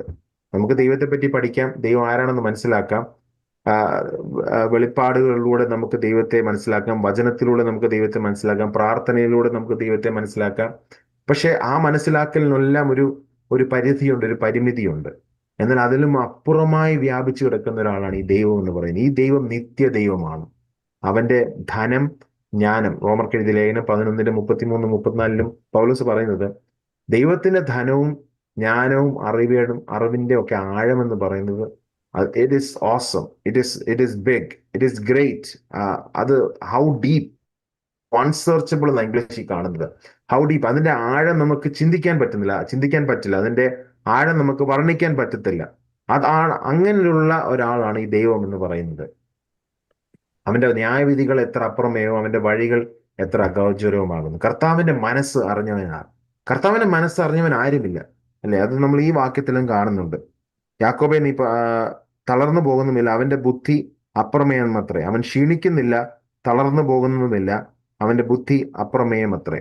അതായത് മനുഷ്യന്റെ മനസ്സിലാക്കലിനെല്ലാം ഒരു പരിധിയുണ്ട്, അല്ലെ? മനുഷ്യന്റെ മനസ്സിലാക്കലുകൾക്കെല്ലാം ഒരു പരിമിതിയുണ്ട്. മനുഷ്യന്റെ ഒരു പരിധിയുണ്ട്. നമ്മൾ എത്ര പഠിച്ചെന്ന് പറഞ്ഞാലും, നമ്മൾ ഈ ലോകത്തിൽ എത്ര ഡിഗ്രികൾ നേടിയെന്ന് പറഞ്ഞാലും, നമ്മൾ ഡോക്ടറേറ്റ് എടുത്തെന്ന് പറഞ്ഞാലും, നമ്മുടെ അറിവിന് അപ്പോഴും ഒരു പരിധിയുണ്ട്, ഒരു പരിമിതിയുണ്ട്. അപ്പോഴും ദൈവത്തെ മനസ്സിലാക്കുവാൻ നമുക്ക് പരിധികളുണ്ട്. ദൈവത്തെ പൂർണ്ണമായി ഒരു മനുഷ്യന് മനസ്സിലാക്കാൻ പറ്റുകയില്ല. കാരണം ദൈവം അതുപോലെ സർവ്വവ്യാപിയാണ്. ദൈവത്തിന്റെ ജ്ഞാനം എന്ന് പറയുന്നത് നമുക്ക് ചിന്തിക്കാൻ പറ്റാത്ത രീതിയിലുള്ള ജ്ഞാനമാണ് ദൈവത്തിനുള്ളത്. ആ ജ്ഞാനത്തില് കുറച്ച് കാര്യങ്ങളായിരിക്കും നമുക്കുള്ളത്. എന്നാൽ നമ്മുടെ മനസ്സിൽ ഒതുങ്ങാത്ത, നമ്മുടെ ഹ്യൂമൻ ബ്രെയിനിന്, നമ്മുടെ തലച്ചോറിനുള്ളിൽ ഒതുങ്ങാത്ത കാര്യങ്ങളാണ് ദൈവം എന്നുള്ള ആ ഒരു എൻറ്റിറ്റി പോലുമല്ല. God is God. ഗോഡിനെ ഡിഫൈൻ ചെയ്യുന്നത് ഗോഡായിട്ട് തന്നെയാണ്. ദൈവം ഒരു ഒബ്ജക്റ്റോ എൻറ്റിറ്റിയോ പോലും അല്ല. God is God. അപ്പൊ ആ ദൈവത്തെ നാം ഡിഫൈൻ ചെയ്യുമ്പോൾ നമുക്ക് ഒത്തിരി പരിധികളും ഉണ്ട്. അങ്ങനെയുള്ളൊരു ദൈവത്തെ പറ്റിയാണ് യെശയ്യാ പ്രവാചകൻ പറയുന്നത്. യഹോവ നിത്യദൈവം, ആ നിത്യമായി വാഴുന്ന ദൈവമാണ്. നമുക്കറിയാം സങ്കീർത്തനം 147:5, നമ്മുടെ കർത്താവ് വലിയവനും ശക്തിയേറിയവനും ആകുന്നു, അവന്റെ വിവേകത്തിന് അന്തമില്ല, അല്ലെ? പിന്നെയും പറയുക, അവന്റെ ജ്ഞാനത്തിന് അന്തമില്ല, അവന്റെ വിവേകത്തിന് അന്തമില്ല, അതിനൊരു അവസാനമില്ല. അവന്റെ ജ്ഞാനം വ്യാപിച്ചു കിടക്കുക ത്രൂ ഔട്ട് ഇറ്റേണിറ്റി. നിത്യതയോളം വ്യാപിച്ചു കിടക്കുന്ന ജ്ഞാനമുള്ള ഒരു ദൈവത്തെയാണ് നാം സേവിക്കുന്നത്. ആ ജ്ഞാനമുള്ള ദൈവത്തോടാണോ നിങ്ങൾ കംപ്ലൈന്റ് പറയുന്നതെന്നാണ് യെശയ്യാ പ്രവാചകൻ ചോദിക്കുന്നത്. നിങ്ങൾക്ക് ദൈവത്തെപ്പറ്റി എന്തെങ്കിലും അറിയാമോ? നിങ്ങൾ ദൈവത്തെപ്പറ്റി അറിയാമെന്ന് പറയുന്നുണ്ടെങ്കിൽ പോലും നിങ്ങൾക്ക് അറിയില്ല. കാരണം അറിയാത്തത് കൊണ്ടാണ് നിങ്ങൾ ഈ കംപ്ലൈൻസ് പിന്നെയും പറയുന്നത്. നിങ്ങൾ ഇങ്ങനെയുള്ളൊരു ദൈവത്തെ പറ്റിയാണോ കംപ്ലൈൻസ് പറയുന്നതെന്നാണ് യെശയ്യാ പ്രവാചകൻ അവരോട് ചോദിക്കുന്നത്. അതായത് എൻ്റെ വഴികൾ മറഞ്ഞിരിക്കുന്നു, എൻ്റെ വഴികൾ ദൈവം അറിയുന്നില്ലെന്നൊക്കെ ഇങ്ങനെ വളരെ വളരെ ചെറിയ കാര്യങ്ങളാണ് ഇസ്രായേൽ മക്കൾ പറയുന്നത്. അപ്പോൾ ദൈവത്തെപ്പറ്റി പിന്നെ ഓർമ്മപ്പെടുത്തുകയാണ്. 1 തീമോത്തി 1:17 നമ്മൾ കാണുന്നുണ്ട്, നിത്യരാജാവായി അക്ഷയനും അദൃശ്യനുമായ ഏക ദൈവത്തിന് എന്നേക്കും ബഹുമാനവുമാകും. അവിടെ ഒരു വർഷിപ്പാണ്, അവിടെ ഒരു ആരാധനയാണ് തിമോത്തിയോസിനുള്ള ലേഖനത്തിൽ പൗലോസ് എഴുതുന്നത്. നിത്യരാജാവായി. അപ്പൊ നമ്മൾ വായിച്ച ദൈവം നിത്യനാണ്, നിത്യദൈവം. അതിനെ ഒരു എക്സ്പ്ലനേഷനാണ്, നിത്യരാജാവാണ് ദൈവം, അല്ലെ? He's the eternal king, the everlasting king. നിത്യമായി വാഴുന്ന ദൈവം. ദൈവത്തിന് തുടക്കമില്ല. ദൈവത്തെ ആരും വോട്ട് ചെയ്ത് കയറ്റേണ്ട ആവശ്യമില്ല, അല്ലെ? നമ്മുടെ ഇവിടെ പ്രധാനമന്ത്രിയും പ്രസിഡന്റിനും ഒക്കെ നമ്മൾ വോട്ട് ചെയ്താണ് ഭരണത്തിലേക്ക് കയറ്റുന്നത്. എന്നാൽ ദൈവത്തെ ആരും വോട്ട് ചെയ്തല്ല രാജാവാക്കിയത്. ദൈവത്തെ ആരും വോട്ട് ചെയ്തല്ല ദൈവമാക്കിയത്. കാരണം ദൈവത്തിന് ആരുടെ വോട്ടിന്റെ ആവശ്യമില്ല. ദൈവം തുടക്കമാണ്, ദൈവമാണ് ആൽഫ, ദൈവമാണ് ഒമേഗ. ദൈവമാണ് ഡിഫൈൻ ചെയ്യുന്നത് ആരെ ഉണ്ടാക്കണം. ദൈവമാണ് ഡിഫൈൻ ചെയ്യുന്നത് എന്തിനെ ഉണ്ടാക്കണം, എന്തിനെ സൃഷ്ടിക്കണം, ആരെ സൃഷ്ടിക്കണം, എന്തിനു വേണ്ടി സൃഷ്ടിക്കണം. ഇതൊക്കെ ദൈവമാണ് ഡിഫൈൻ ചെയ്യുന്നത്. ബിക്കോസ് ദൈവം പരമാണ്, ദൈവം സർവാധിപത്യമുള്ളവനാണ്. ദൈവം തീരുമാനിക്കും എന്താണ് ചെയ്യണമെന്നുള്ളത്. അതും യെശയ്യാ പ്രവചനത്തിൽ ഈ 45-ാം അധ്യായം 46-ാം അധ്യായത്തിലൊക്കെ നമ്മൾ കൃത്യമായിട്ട് കാണുന്നുണ്ട് ദൈവത്തിന്റെ പരമാധികാരത്തെ പറ്റിയുള്ള കാര്യങ്ങൾ. അത് പിന്നീട് ഒരു പ്രയർ ലൈനിൽ നമുക്ക് സംസാരിക്കാം. ഇപ്പോൾ നമ്മളത് നമ്മുടെ വിഷയമല്ലല്ലോ. അപ്പൊ ദൈവം നിത്യരാജാവാണ്, നിത്യമായി വാഴുന്ന ദൈവമാണ്. അപ്പം സങ്കീർത്തനം 147:5 നമ്മൾ കാണും, നമ്മുടെ കർത്താവ് വലിയവനും ശക്തിയേറിയവനും ആകുന്നു, അവന്റെ വിവേകത്തിന് അന്തമില്ല. എന്നിട്ട് 1:17 നമ്മൾ കാണുന്നു, നിത്യ രാജാവായി അക്ഷയനും അദൃശ്യനുമായ ഏക ദൈവത്തിന് എന്നേക്കും ബഹുമാനം മഹത്വം. അവിടെ ദൈവത്തെ ഒന്ന് ഡിഫൈൻ ചെയ്യുന്നു. ഏക ദൈവം, ഏക സത്യ ദൈവം, ഗോഡ് ഇസ് വൺ, അല്ലേ? ദൈവം ഒരാളാണ്. ദൈവം പല ദൈവങ്ങളില്ല. 30 ദൈവങ്ങളെയൊന്നും അല്ല നമ്മൾ സേവിക്കുന്നത്. നമ്മൾ സേവിക്കുന്ന ഒറ്റ ദൈവത്തെയാണ്. ആ ഏക ദൈവത്തിന് സർവമാനവും സർവ പുകഴ്ചയും സകല മഹത്വവും സകല ആരാധനയും കരേറ്റണം എന്നുള്ളതാണ് ദൈവം നമുക്ക് തന്നിരിക്കുന്ന ഉത്തരവാദിത്വം എന്നുള്ളത്. ഇങ്ങനെയുള്ള ഒരു ദൈവത്തെയാണ് നാം സേവിക്കുന്നത്. അതായത് വലിയവനായ ദൈവം, അല്ലേ? നമ്മേക്കാൾ നമുക്ക് ചിന്തിക്കുന്നതിലും അപ്പുറമായി, നമുക്ക് ചിന്തിക്കാൻ കഴിയുന്നതിലും അപ്പുറമായി വലിയവനായ ഒരു ദൈവത്തെയാണ് നാം സേവിക്കുന്നത്. ശക്തിയേറിയ ഒരു ദൈവമാണ്. ഹീസ് ഒംനിപൊട്ടന്റ്. അവൻ ശക്തിയേറിയ സർവശക്തനാണ്. നമ്മൾ പാട്ടുകളിലൂടെയൊക്കെ എപ്പോഴും പാടുന്നതാണ് സർവശക്തനായ ദൈവത്തെ പറ്റി. പക്ഷെ നാം അവന്റെ ശക്തിയെ മനസ്സിലാക്കുന്നുണ്ടോ? യഥാർത്ഥമായി മനസ്സിലാക്കുന്നുണ്ടെങ്കിൽ പലപ്പോഴും നമുക്ക് പരാതികൾ ഉണ്ടാവത്തില്ല എന്നുള്ളതാണ് സത്യാവസ്ഥ. പക്ഷെ പലപ്പോഴും നാം ദൈവത്തിന്റെ ശക്തിയെ മനസ്സിലാക്കുന്നില്ല, ദൈവത്തിന്റെ ജ്ഞാനം നാം മനസ്സിലാക്കുന്നില്ല, ദൈവം അപ്രമേയനാണ് എന്ന് നാം മനസ്സിലാക്കുന്നില്ല. He's an incomprehensible God, he's an unchanging God, he's a sovereign God, അല്ലേ? ദൈവം പരമാധികാരിയാണ്, ദൈവം നിത്യനാണ്, ദൈവം ആദ്യവും അന്തവുമാണ്, ദൈവം സർവജ്ഞാനിയാണ്, സർവവ്യാപിയാണ്, സർവശക്തനാണ്. ദൈവത്താൽ കഴിയാത്ത ഒരു കാര്യവുമില്ല. ഏഹ് അപ്പൊ അങ്ങനെയുള്ളൊരു ദൈവത്തെ, ഒരു ആറ്റിറ്റ്യൂഡ്, ആ ഒരു മെന്റാലിറ്റി, ആ ഒരു കാര്യം നമ്മുടെ മനസ്സിൽ നാം ഉറപ്പിക്കണം എപ്പോഴും. ദൈവം ആരാണ്, അല്ലേ? നമ്മുടെ ആരാധന പലപ്പോഴും നമ്മുടെ ആരാധന ഒന്ന് ചിന്തിച്ചു നോക്കിയാൽ, നമ്മുടെ ആരാധന എപ്പോഴും, നമ്മുടെ പാട്ടുകൾ പോലും, ഇപ്പോഴത്തെ പാട്ടുകൾ പലപ്പോഴും എല്ലാമല്ല, നമ്മുടെ ആരാധന ഗീതങ്ങൾ എടുക്കുകയാണെങ്കിൽ, നമ്മുടെ ആരാധന ഗാനങ്ങൾ എടുക്കുകയാണെങ്കിൽ, എനിക്കത് തന്ന ദൈവം, എനിക്കിത് തരുന്ന ദൈവം, ആ ദൈവത്തിന് ഞാൻ സ്തുതി കരയേറ്റുന്നു, ഇത് തന്നതുകൊണ്ട് ഞാൻ ദൈവത്തിന് സ്തുതി കരയേറ്റുന്നു, അത് ദൈവം ചെയ്യത്തില്ല, നമ്മുടെ ജീവിതത്തിൽ ഇത് വരത്തില്ല, അത് വരത്തില്ല, അതുകൊണ്ട് നാം ദൈവത്തെ സ്തുതിക്കുന്നു. ഇങ്ങനെയുള്ള ഒരു നമ്മുടെ ആവശ്യങ്ങളുമായിട്ട് ബന്ധപ്പെടുത്തിയാണ് പലപ്പോഴും നാം ദൈവത്തെ ഡിഫൈൻ ചെയ്യുന്നത്, അല്ലേ? നമുക്ക് ഈ ആപത്ത് വരുന്നതിൽ നിന്ന് ദൈവം ഒഴിവാക്കും, നമ്മെ രക്ഷിക്കും, നമുക്ക് നാശമൊന്നും വരുത്തത്തില്ല. അപ്പൊ ഇങ്ങനെയാണ് നമ്മൾ പലപ്പോഴും ദൈവത്തെ ഡിഫൈൻ ചെയ്യുന്നത്, അല്ലേ? നമ്മുടെ ആവശ്യങ്ങളോടുള്ള ബന്ധത്തിൽ, നമ്മുടെ രോഗങ്ങളോടുള്ള ബന്ധത്തിൽ, നമ്മുടെ ആവശ്യങ്ങളോടുള്ള ബന്ധത്തിലാണ് പലപ്പോഴും നാം ദൈവത്തെ ഡിഫൈൻ ചെയ്യുന്നത്.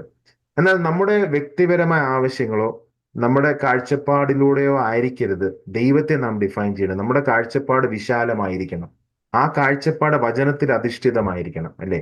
നമ്മുടെ സെൽഫിഷ്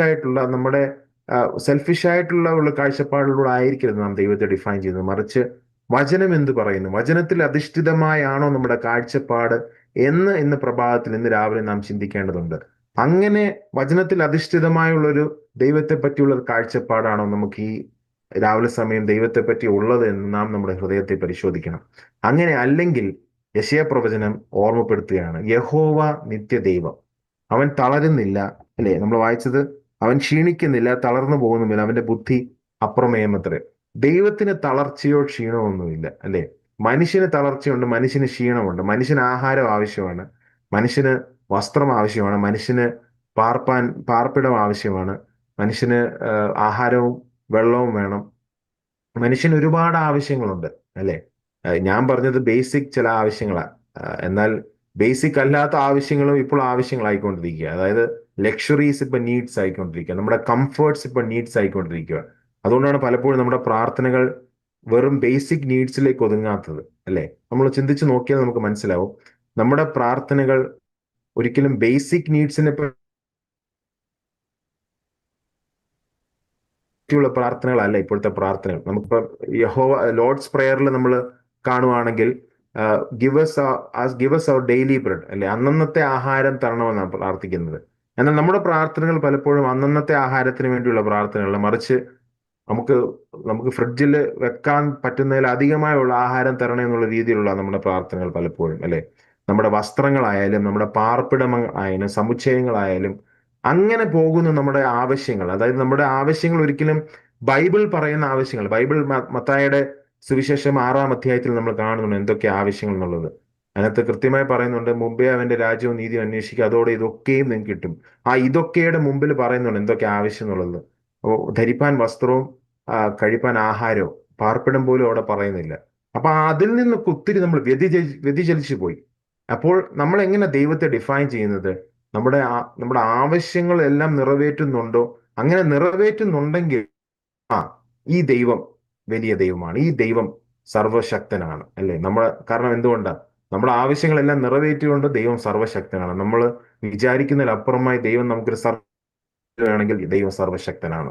അപ്പൊ അങ്ങനെയാണ് പലപ്പോഴും നാം കർത്താവിനെ അല്ലെ ദൈവത്തെ ഡിഫൈൻ ചെയ്യുന്നത്. നമ്മുടെ ആവശ്യങ്ങളോടുള്ള ബന്ധത്തിലാണ് പലപ്പോഴും ദൈവത്തെ നാം ഡിഫൈൻ ചെയ്യുന്നത്, ദൈവത്തെ ദൈവമാണോ എന്ന് നാം സമർത്ഥിക്കുന്നത്. എന്നാൽ വചനം പറയുന്നത് ഒരിക്കലും അങ്ങനെയല്ല. നമ്മുടെ ആവശ്യങ്ങളെ നടത്തിയാലും നടത്തിയില്ലെങ്കിലും, നമ്മുടെ കാര്യങ്ങളെ സാധിച്ചാലും സാധിച്ചില്ലെങ്കിലും, നമ്മുടെ പേഴ്സണൽ കാര്യങ്ങൾ നടന്നാലും നടന്നില്ലെങ്കിലും ദൈവം ദൈവം തന്നെയാണ്.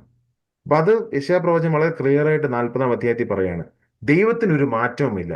എന്നാൽ ദൈവത്തിന് ഇതെല്ലാം നടത്താൻ പറ്റുമോ? ദൈവം ഇതെല്ലാം ചെയ്യുമോ? ദൈവം ഇതെല്ലാം ചെയ്യാൻ സാധിക്കുന്ന ഒരു ദൈവമാണ്.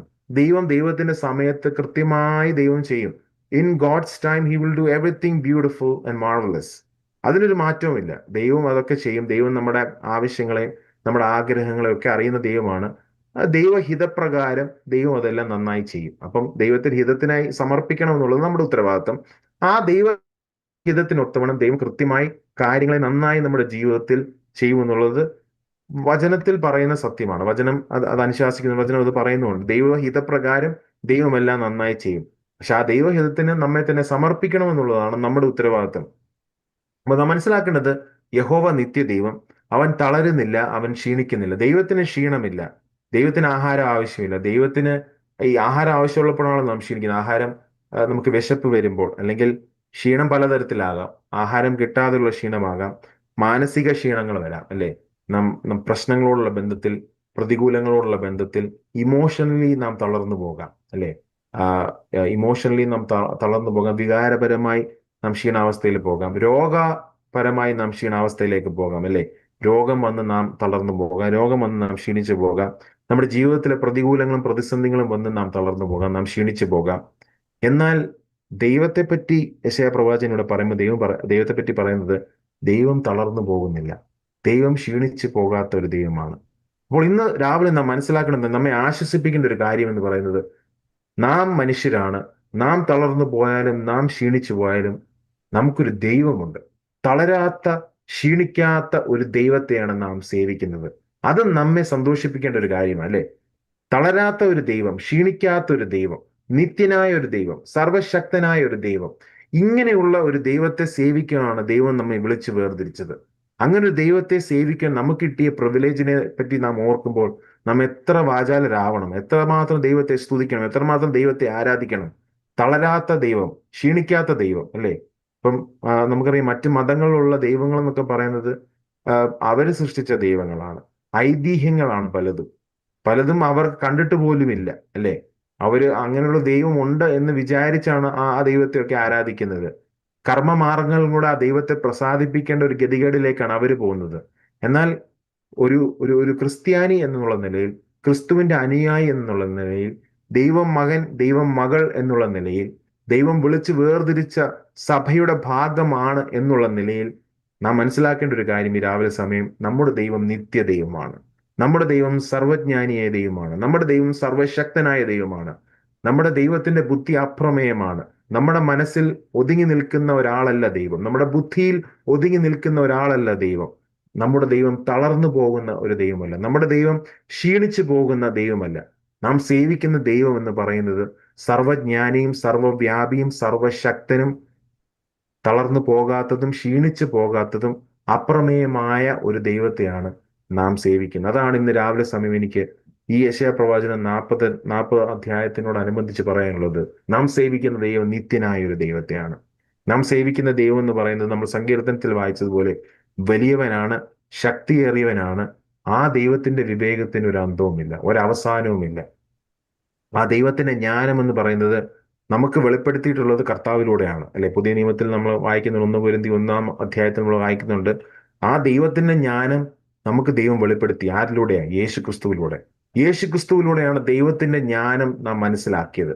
അല്ലെ? യേശുക്രിസ്തുവാണ് ദൈവത്തിന്റെ ജ്ഞാനം. The wisdom from God and the wisdom of God is Jesus Christ.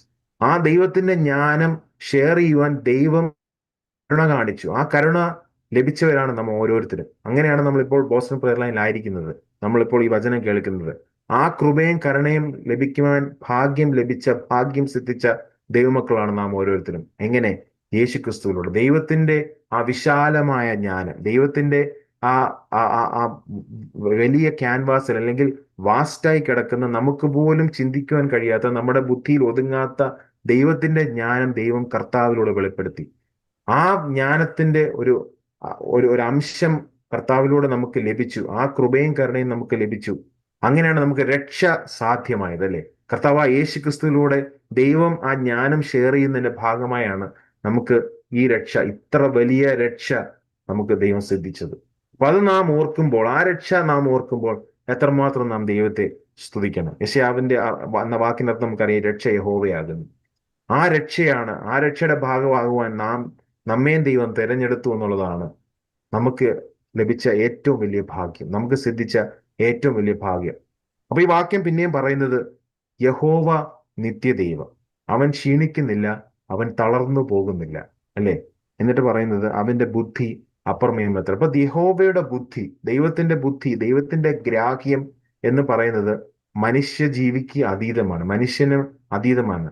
നമുക്ക് ചിന്തിക്കാൻ പറ്റുന്നതിലും അതീതമാണ് ദൈവത്തിന്റെ ഗ്രാഹ്യം, ദൈവം മനസ്സിലാക്കുന്ന കാര്യങ്ങൾ. നമ്മുടെ ബുദ്ധിയിലോ നമ്മുടെ ബുദ്ധിയിൽ ഓടുന്ന കാര്യങ്ങൾ, നമ്മൾ ചിന്തിക്കുന്ന കാര്യങ്ങൾ, നമ്മുടെ മനോവികാരങ്ങൾ, നമ്മുടെ മനോവിചാരങ്ങളൊക്കെയും നമ്മുടെ മനസ്സിൽ ആയിരിക്കുമ്പോൾ തന്നെ ദൈവം അതെല്ലാം അറിയുന്നുണ്ടെന്നും കൂടെ നാം മനസ്സിലാക്കണം, അല്ലെ? സങ്കീർത്തനം 139 നമ്മൾ വായിക്കുമ്പോൾ നമുക്ക് സർവജ്ഞാനിയായ ദൈവത്തെ അവിടെ ദാവീദ് പരിചയപ്പെടുത്തുന്നുണ്ട്. 139 ഞാൻ അതിലോട്ട് പോകുന്നില്ല, വേറൊരു അവസരത്തിൽ നമുക്കത് സംസാരിക്കാം. സർവജ്ഞാനിയായ ഒരു ദൈവം, നമ്മുടെ മനോവികാരങ്ങളെ, നമ്മുടെ മനോവിചാരങ്ങളെ, നമ്മുടെ ഹൃദയത്തിന്റെ ഭാരങ്ങളെ ഒക്കെ അറിയുന്ന ഒരു ദൈവത്തെയാണ് നാം സേവിക്കുന്നത്. അതായത് നാം ചിന്തിക്കുന്നതിന് മുമ്പേ നമ്മുടെ ചിന്തയിൽ ഉരുത്തിരിയുന്ന ചിന്തകൾ എന്തൊക്കെയാണെന്നുള്ളത് ദൈവത്തിന് അറിയാം, അല്ലേ? അപ്പം അങ്ങനെയുള്ളൊരു ദൈവത്തെ നാം സേവിക്കുന്നത്. അതായത് നമ്മൾ ചിന്തിക്കുമ്പോൾ, നമ്മൾ പ്രാർത്ഥിക്കുമ്പോൾ അല്ല ദൈവം ഇതൊക്കെ അറിയാം. നമ്മൾ പലപ്പോഴും ചിന്തിക്കുന്നത്, നമ്മൾ പ്രാർത്ഥനയിൽ നമ്മൾ ഇതൊക്കെ ദൈവത്തോട് പറയുമ്പോഴാണ് ദൈവം ഇത് അറിയുന്നത് എന്നുള്ളതാണ്. അതിനു മുമ്പ് ദൈവത്തിന് അറിയാം നമ്മൾ നേരിടുന്ന പ്രയാസങ്ങളും പ്രശ്നങ്ങളും ഒക്കെ. അതിന്റെ അർത്ഥം പ്രാർത്ഥിക്കേണ്ടെന്നല്ല, അതും തെറ്റാണ്. പ്രാർത്ഥിക്കുന്ന എന്തിനാണ്? ദൈവത്തെ അറിയിക്കാനല്ല നാം പ്രാർത്ഥിക്കുന്നത്. ദൈവത്തോടുള്ളമായ ആ വ്യക്തിപരമായ ബന്ധത്തിലാണ്, അല്ലെ ദൈവത്തോടുള്ള സ്നേഹം നിമിത്തമാണ് നാം പ്രാർത്ഥിക്കുന്നത്, അല്ലെ? ദൈവമായിട്ടുള്ളൊരു ബന്ധം സൂക്ഷിക്കുന്നതിന്റെ ഭാഗമായി, ദൈവമായിട്ടുള്ളൊരു കമ്മ്യൂണിക്കേഷൻ നിലനിർത്തുന്നതിന്റെ ഭാഗമായാണ് നാം പ്രാർത്ഥിക്കുന്നത്. അല്ലാതെ ആദ്യമായിട്ട് എൻ്റെ മനസ്സിൽ വരുന്ന പ്രശ്നങ്ങളെയും പ്രതിസന്ധികളെയും കാര്യങ്ങളൊക്കെ ദൈവത്തോട് അവതരിപ്പിക്കുക എന്നുള്ള രീതിയിൽ മാത്രമല്ല പ്രാർത്ഥന. പ്രാർത്ഥന ദൈവമായിട്ടുള്ള ഒരു അഭേദ്യമായ ബന്ധം സൂക്ഷിക്കുന്നതിന്റെ ഭാഗമാണ്.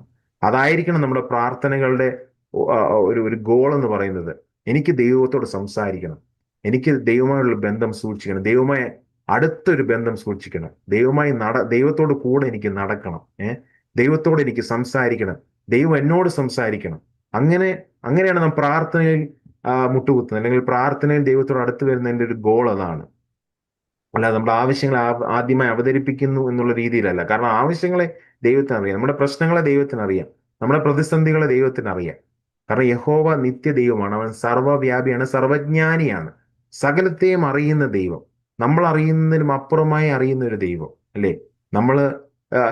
നമ്മൾ പഠിക്കുന്ന പല കാര്യങ്ങൾ, നമ്മൾ സ്കൂളിലായിരിക്കും, കോളേജിലായിരിക്കും, നമ്മൾ പഠിച്ച പല കാര്യങ്ങളും അത് ഗ്രഹിച്ചതാണ്. എങ്ങനെ? നമ്മളൊരു ബുക്ക് വായിച്ചപ്പോഴോ അല്ലെങ്കിൽ നമ്മുടെ അധ്യാപകർ പഠിപ്പിച്ചപ്പോഴാണ് നമ്മൾ അറിയുന്ന അങ്ങനെ ഒരു കാര്യം ഉണ്ടെന്നുള്ളത്. എന്നാൽ അതിനെയൊക്കെ ഡിഫൈൻ ചെയ്തത് ദൈവമാണെന്ന് ചിന്തിച്ചു നോക്കുമ്പോൾ എത്രമാത്രം വലിയവനാണ് ദൈവം എന്ന് നമുക്ക് മനസ്സിലാവും, അല്ലേ? നമ്മൾ പഠിച്ച പല കാര്യങ്ങളും, പല സബ്ജക്ട്സും, പല കാര്യങ്ങളും അത് ഉണ്ടാക്കിയത് ദൈവമാണ്, അല്ലേ? മനുഷ്യനത് കണ്ടുപിടിച്ചെന്നേ ഉള്ളൂ. മനുഷ്യന്റെ ബുദ്ധിക്ക് അനുസരണമായി മനുഷ്യൻ പല കാര്യങ്ങളും കണ്ടുപിടിക്കുന്നു. ഇപ്പോൾ ടെക്നോളജിയുടെ ഒരു ഒരു ഒരു ക്ലൈമാക്സിലാണ് നമ്മൾ ഓൾമോസ്റ്റ് എത്തിക്കുന്നത്. ഇനിയും പല കാര്യങ്ങൾ വരാൻ ഉണ്ടാകാം, അല്ലേ? ആർട്ടിഫിഷ്യൽ ഇന്റലിജൻസിന്റെ ഒരു സമയത്താണ് നാം ജീവിക്കുന്നത്. ഇനിയും മനുഷ്യൻ പല കാര്യങ്ങളും കണ്ടുപിടിച്ചേക്കും. പക്ഷെ അതൊക്കെ മനുഷ്യൻ കണ്ടുപിടിക്കുക എന്നുള്ളത് അതിന്റെ അർത്ഥം മനുഷ്യനാണ് അത് ഉണ്ടാക്കിയെന്നുള്ളതല്ല. ദൈവം ഒക്കെ അതിനെ ഡിഫൈൻ ചെയ്തിട്ടുണ്ട്, അല്ലേ? നമ്മളെ നിർമ്മിച്ചവൻ ദൈവം, നമ്മുടെ അമ്മയുടെ ഉദരത്തിൽ നമ്മെ മെടഞ്ഞ ദൈവം. ഇപ്പോൾ നല്ലൊരു വാക്യമാണ് ഇട്ടേക്കുന്നത് കമന്റില്. അപ്പൊ നമ്മളെ അറിയുന്നത്, നാം നമ്മെ തന്നെ അറിയുന്നതിന് മുമ്പായി നമ്മെ അറിഞ്ഞ ഒരു ദൈവത്തെയാണ് നാം സേവിക്കുന്നത്, അല്ലേ? അങ്ങനെയുള്ളൊരു ദൈവം എന്ന് പറയുമ്പോൾ നാം മനസ്സിലാക്കണം, അങ്ങനെ ഒരു ദൈവത്തെ നാം സേവിക്കുമ്പോൾ നാം എന്തുമാത്രം ചെറുതാണ്, അല്ലെ? ദൈവം എന്നുള്ള ഒരാൾ എത്രമാത്രം വലുതാണെന്നുള്ളത് നാം മനസ്സിലാക്കണം.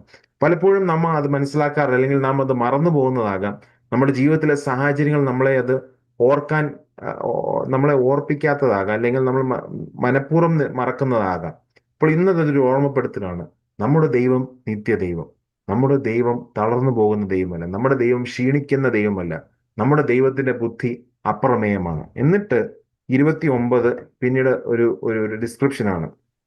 അവൻ ക്ഷീണിച്ചിരിക്കുന്നവർക്ക് ശക്തി നൽകുന്നു, ബലമില്ലാത്തവന് ബലം വർദ്ധിപ്പിക്കുന്നു.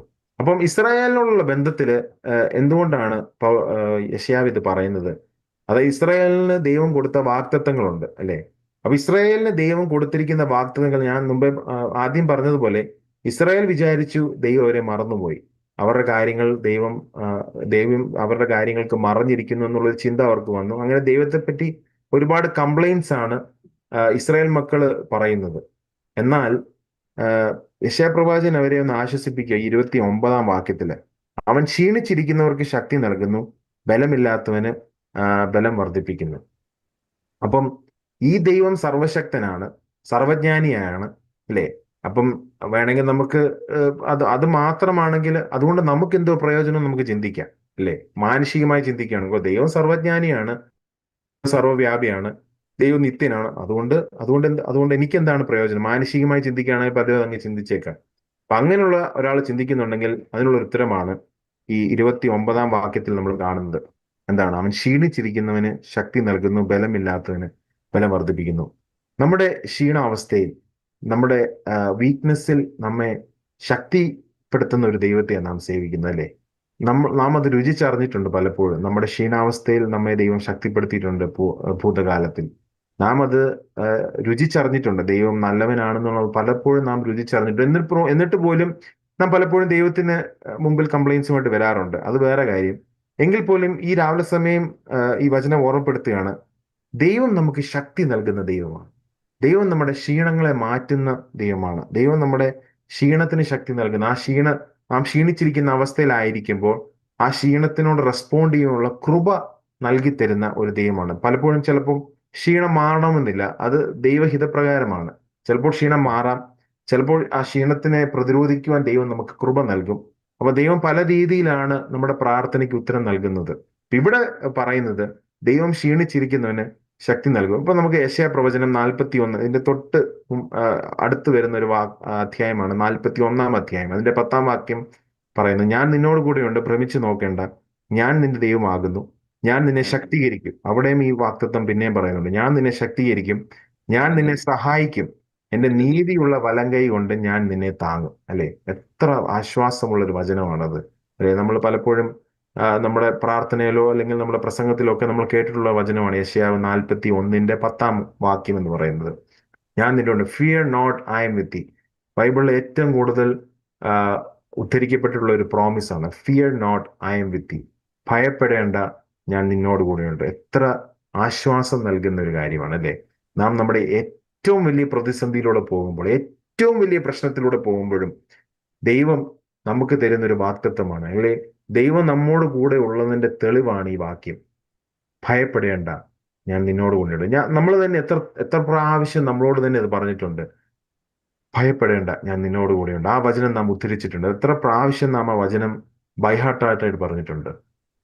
അപ്പൊ ഇന്ന് രാവിലെ സമയം എന്നെ കേൾക്കുന്ന ആരെങ്കിലും എന്തിലൂടെ പോവുകയാണെങ്കിലും, എന്ത് പ്രശ്നങ്ങളും എന്ത് പ്രതിസന്ധികളും ജീവിത ഭാരങ്ങൾ നിങ്ങളെ തളർത്തിയിട്ടുണ്ടെങ്കിൽ, ദൈവവചനം പറയുന്നു, ഭയപ്പെടേണ്ട, ഞാൻ നിന്നോട് കൂടെയുണ്ട്. ഇതാരോടോ ദൈവം സംസാരിക്കുകയാണ്. ഭയപ്പെടേണ്ട, ഞാൻ നിന്നോട് കൂടെയുണ്ട്. ജീവിതത്തിന്റെ ഏത് മേഖലയിലായിരിക്കാം നിങ്ങൾ ഏത് പ്രശ്നമുള്ള മേഖലയിലും ആയിരിക്കാം, ഏറ്റവും താണ അവസ്ഥയിലായിരിക്കാം നിങ്ങൾ ഇപ്പോൾ പോകുന്നത്, ആ ആളോട് പോലും ദൈവം പറയുന്നു, ഭയപ്പെടേണ്ട, ഞാൻ നിന്നോട് കൂടെയുണ്ട്. ഭ്രമിച്ചു നോക്കേണ്ട, ഞാൻ നിന്റെ ദൈവമാകുന്നു.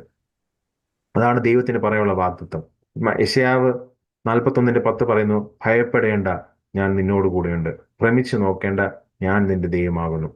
ഈ സർവഭൂമിയെയും സകല ചരാചരത്തെയും സകല നക്ഷത്രങ്ങളെയും സൃഷ്ടിച്ച ആ ദൈവം തന്നെ പറയാണ്, ഭയപ്പെടേണ്ട, ഞാൻ നിന്നോട് കൂടെയുണ്ട്. എന്നിട്ട് പറയുന്നു, ഞാൻ നിന്നെ ശക്തീകരിക്കും. അവിടെ കൊണ്ട് നിർത്തുന്നില്ല, പിന്നെയും ദൈവം തുടരുകയാണ്.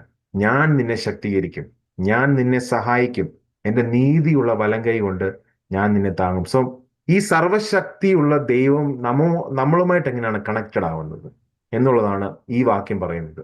സർവശക്തിയും സർവജ്ഞാനിയും നിത്യനുമായ ദൈവം നമ്മളോടുള്ള ബന്ധത്തിൽ ആ സർവശക്തി കൊണ്ട് എന്താണ് നമുക്ക് പ്രയോജനം, ആ സർവജ്ഞാനം കൊണ്ട് എന്താണ് നമുക്ക് പ്രയോജനം, അല്ലെങ്കിൽ ആ ദൈവം നാമുമായിട്ട് എങ്ങനെയാണ് കണക്റ്റഡ് ആവുന്നത്, അവിടാണ് ദൈവം നമ്മെ ആശ്വസിപ്പിക്കുന്നത്. അവിടാണ് യെശയ്യാ പ്രവാചകൻ പറയുന്നത് 29-ാം വാക്യത്തിൽ, അവൻ ക്ഷീണിച്ചിരിക്കുന്നവന് ശക്തി നൽകുന്നു, ബലമില്ലാത്തവന് ബലം വർദ്ധിപ്പിക്കുന്നു. നാം നമ്മുടെ ക്ഷീണാവസ്ഥയിലൂടെ പോകുമ്പോൾ, നാം നമ്മുടെ ബലമില്ലാത്ത അവസ്ഥയിലൂടെ പോകുമ്പോൾ, നാം നമ്മുടെ തളർച്ചയാകുന്ന അവസ്ഥയിലൂടെ ഒക്കെ പോകുമ്പോൾ ദൈവം നമുക്ക് ശക്തി നൽകും. ദൈവം നമ്മുടെ ക്ഷീണങ്ങളെ മാറ്റും. ദൈവം നമുക്ക് കൃപ നൽകി തരും. നമ്മുടെ ക്ഷീണത്തിന്, നമ്മുടെ തളർച്ചയ്ക്കൊക്കെയും പരിഹാരം എന്ന് പറയുന്നത് ദൈവമാണ്, അല്ലേ? അതാണ് നാം ഇന്ന് മനസ്സിലാക്കുക. അങ്ങനെയാണ് നാം ദൈവത്തെ ഡിഫൈൻ ചെയ്യുന്നത്. നാം ദൈവത്തെ ഡിഫൈൻ ചെയ്യുന്നത് വചനത്തിൽ അധിഷ്ഠിതമായിരിക്കണം എന്ന് ഞാൻ ആദ്യമേ പറഞ്ഞു. അപ്പൊ അതോടൊപ്പം തന്നെ നമ്മളോടുള്ള ബന്ധത്തിൽ നമ്മുടെ ക്ഷീണങ്ങൾക്ക് ശക്തി നൽകുന്ന ദൈവമാണ്. നമ്മുടെ തളർച്ചയ്ക്ക് ബലം നൽകുന്ന ദൈവമാണ്. നാം തളർച്ചയിലൂടെ പോകുമ്പോൾ, നാം ക്ഷീണത്തിലൂടെ പോകുമ്പോൾ മാറി നിൽക്കുന്ന ഒരു ദൈവത്തെയല്ല നാം സേവിക്കുന്നത്. ആ ദൈവം എന്ന് പറയുന്നത് നമ്മുടെ പൂർവ്വപിതാക്കന്മാരെ, നമ്മുടെ പഴയ നിയമ പിതാക്കന്മാരെ, നമ്മുടെ ഹീറോസ് ഓഫ് ഫെയ്ത്തിനെ അക്സെപ്റ്റ് ചെയ്ത ദൈവം, അവരെ സഹായിച്ച ദൈവം, അവർക്ക് കൃപ കാണിച്ച ദൈവത്തെയാണ് നാം ഇന്നും സേവിക്കുന്നത്. അതേ ദൈവമാണ് നമുക്കും ഇന്ന് കൃപ പകരുന്നത്. അതേ ദൈവം തന്നെയാണ് നമുക്കും ഇന്ന് കരുണ നൽകി തരുന്നത്, അല്ലെ? നാം നമ്മുടെ ദൈവത്തിന്റെ കരുണാസനത്തിലേക്ക് അടുത്ത് ചെന്നാൽ അവന്റെ കൃപകളെ നമുക്ക് പ്രാപിപ്പാൻ പറ്റും, അവന്റെ കരുണകളെ നമുക്ക് പ്രാപിപ്പാൻ പറ്റും. അങ്ങനെ നമ്മുടെ തളർച്ചയിലും നമ്മുടെ ക്ഷീണാവസ്ഥയിലും നമുക്ക് ശക്തി നൽകുന്ന ഒരു ദൈവത്തെയാണ് നാം സേവിക്കുന്നത്. നമുക്കറിയാം പൗലോസിന്റെ ദൈവത്തോടുള്ള പ്രാർത്ഥന 2 കൊരിന്ത്യർ നമ്മൾ അതിന്റെ 12-ാം വാക്യത്തിൽ വായിക്കുന്നുണ്ട്, അല്ലെ? എന്റെ കൃപ നിനക്ക് മതി, എന്റെ ശക്തി ബലഹീനതയിൽ തികഞ്ഞു വരുന്നു. നമ്മുടെ ബലഹീനതയിൽ ദൈവത്തിന്റെ ശക്തി നമുക്ക് ധാരാളമാണ്. അത് നാം ഇന്ന് മനസ്സിലാക്കണം. നമുക്ക് എന്ത് ബലഹീനതയാണെങ്കിലും, നമുക്ക് ഏത് തരത്തിലുള്ള ബലഹീനതയാണെങ്കിലും ആ ദൈവശക്തി മതി നമ്മെ ഉറപ്പിക്കാൻ. ആ ദൈവശക്തി മതി നമ്മുടെ ബലഹീനതയിൽ നമ്മെ താങ്ങുവാൻ. അങ്ങനെയുള്ളൊരു ദൈവമാണ് നമ്മളോട് ഇന്ന് സംസാരിക്കുന്നത്. ഭയപ്പെടേണ്ട, ഞാൻ നിന്നോട് കൂടെയുണ്ട്. ഭ്രമിച്ചു നോക്കണ്ട, ഞാൻ നിന്റെ ദൈവമാകും, ഞാൻ നിന്നെ ശക്തീകരിക്കും, അല്ലേ? എന്നിട്ട് ദൈവം പറയുക, എന്റെ നീതിയുള്ള വലങ്കൈ കൊണ്ട് ഞാൻ നിന്നെ താങ്ങും. നമ്മെ താങ്ങുന്ന ഒരു ദൈവത്തെയാണ് നാം സേവിക്കുന്നത്, അല്ലേ? നമ്മെ സഹായിക്കുന്ന ഒരു ദൈവത്തെയാണ് നാം ഇന്ന് സേവിക്കുന്നത്. നമ്മെ ശക്തീകരിക്കുന്ന ഒരു ദൈവത്തെയാണ് സേവിക്കുന്നത്. ദൈവം നമ്മെ ശക്തീകരിക്കും, ദൈവം നമ്മെ സഹായിക്കും, ദൈവം നമ്മെ താങ്ങും. അങ്ങനെ പറ്റുന്ന ദൈവത്തിന്? കാരണം ദൈവം തളരുന്നില്ല, ദൈവം ക്ഷീണിക്കുന്നില്ല. മനുഷ്യന് ക്ഷീണം വരാം, മനുഷ്യന് തളർച്ച വരാം. നാം മനുഷ്യരിൽ ആശ്രയം വെച്ചാൽ നാം ആശ്രയം വെക്കുന്ന മനുഷ്യരൊക്കെ നമ്മളെ തള്ളിപ്പറയും. നാം ആശ്രയം വെക്കുന്ന മനുഷ്യരൊക്കെ ക്ഷീണിച്ചു പോകും. നാം ആശ്രയം വെക്കുന്ന മനുഷ്യരൊക്കെയും തളർച്ചയിലൂടെ പോകും. എന്നാൽ ക്ഷീണിക്കാത്തൊരു ദൈവം, തളരാത്തൊരു ദൈവത്തെയാണ് നാം സേവിക്കുന്നത്. അതാണ് യെശയ്യാ പ്രവാചകൻ പറയുന്നത്. അവൻ ദൂരെ മാറി നിൽക്കുന്ന ഒരു ദൈവമല്ല, നിസ്സംഗനായ ഒരു ദൈവമല്ല. അങ്ങനെ ഒരു ഉറപ്പ് നൽകിയാണ് യെശയ്യാ പ്രവാചകൻ ഇസ്രായേൽ മക്കൾക്ക്. അവൻ ക്ഷീണിതർക്ക് ശക്തി നൽകുന്ന ദൈവം, അവൻ ദുർബലരുടെ കരുത്ത് വർദ്ധിപ്പിക്കുന്ന ദൈവം, അവൻ അവരെ ഉയർത്തുന്ന ഒരു ദൈവമാണ്, അല്ലെ? അവരെ പുതുക്കുന്ന ഒരു ദൈവമാണ്. ക്ഷീണാവസ്ഥയിലൂടെ പോകുന്നവരെ, തളർച്ചയിലൂടെ പോകുന്നവരെ ഉയർത്തുന്ന ദൈവം, അവർക്ക് ആവശ്യമായ ശക്തി നൽകുന്ന ഒരു ദൈവത്തെയാണ് സേവിക്കുന്നത്. അങ്ങനെ ദൈവം സർവശക്തനാണെന്ന് പിന്നെയും തെളിയിക്കുക ചെയ്യുന്നത്.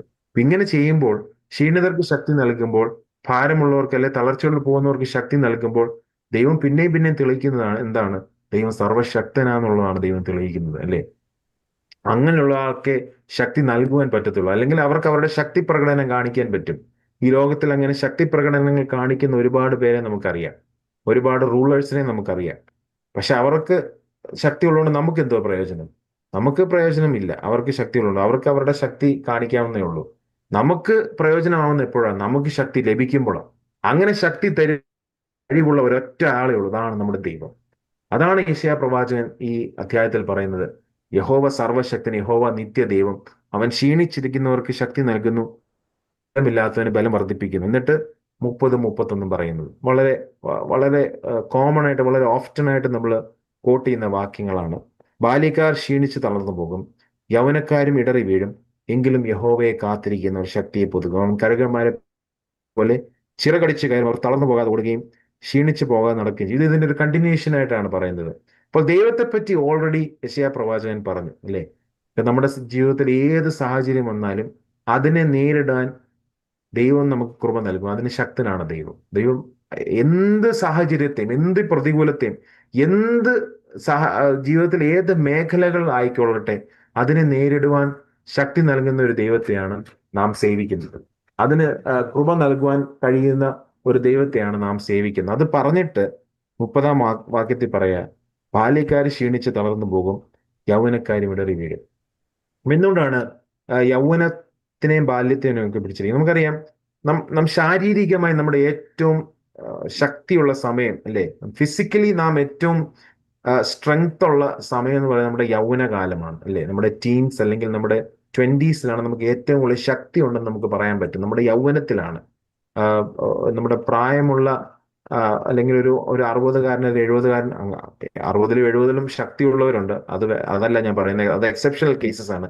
എന്നാൽ നമ്മൾ മാനുഷികമായി ചിന്തിക്കുകയാണെങ്കിൽ, നമുക്ക് ഒരു ഹ്യൂമൻ പെർസ്പെക്റ്റീവിൽ നിന്ന്, ഒരു ഹ്യൂമൻ ആസ്പെക്റ്റിൽ നിന്നുകൊണ്ട് ചിന്തിക്കുകയാണെങ്കിൽ ഏറ്റവും ശക്തിയുള്ള സമയം എന്ന് പറയുന്നത് യൗവനത്തിലെ സമയമാണ് അല്ലെ, ബാല്യത്തിലെയും യൗവനത്തിലെയും സമയമാണ്.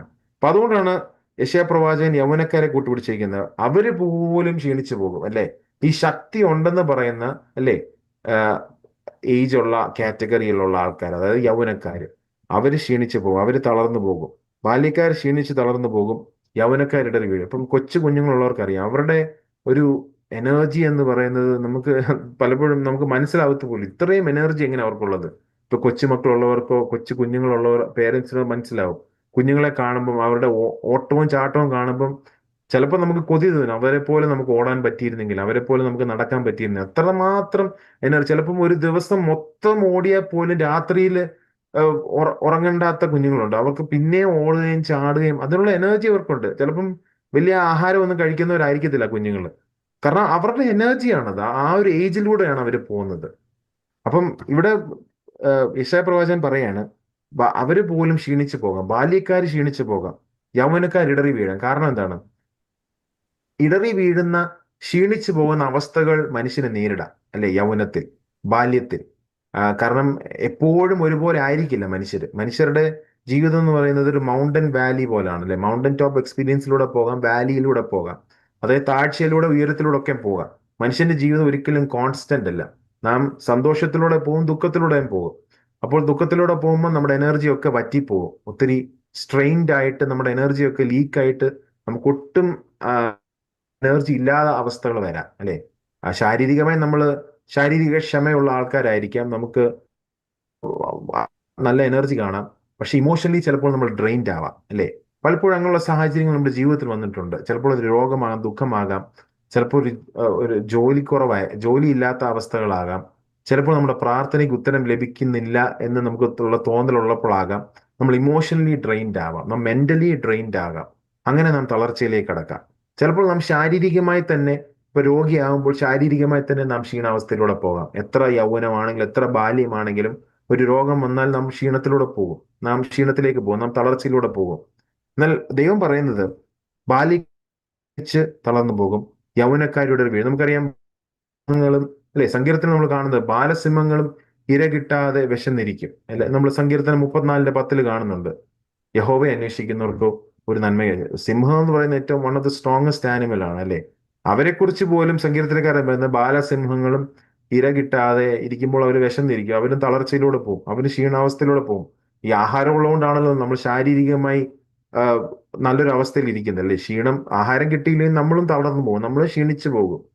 എന്നാൽ ദൈവം പറയുന്നത്, യഹോവയെ കാത്തിരിക്കുന്നവർ ശക്തിയെ പുതുക്കും, അവർ കഴുകന്മാരെ പോലെ ചിറകടിച്ചു കയറും, അവർ തളർന്നു പോകാതെ ഓടുകയും ക്ഷീണിച്ചു പോകാതെ ചെയ്യും. അപ്പം വൈകാരികമായും മാനസികമായുള്ള മാറ്റങ്ങൾ, പ്രശ്നങ്ങൾ, പ്രതിസന്ധികളൊക്കെ ഒരു മനുഷ്യനെ തളർത്താം അല്ലെ.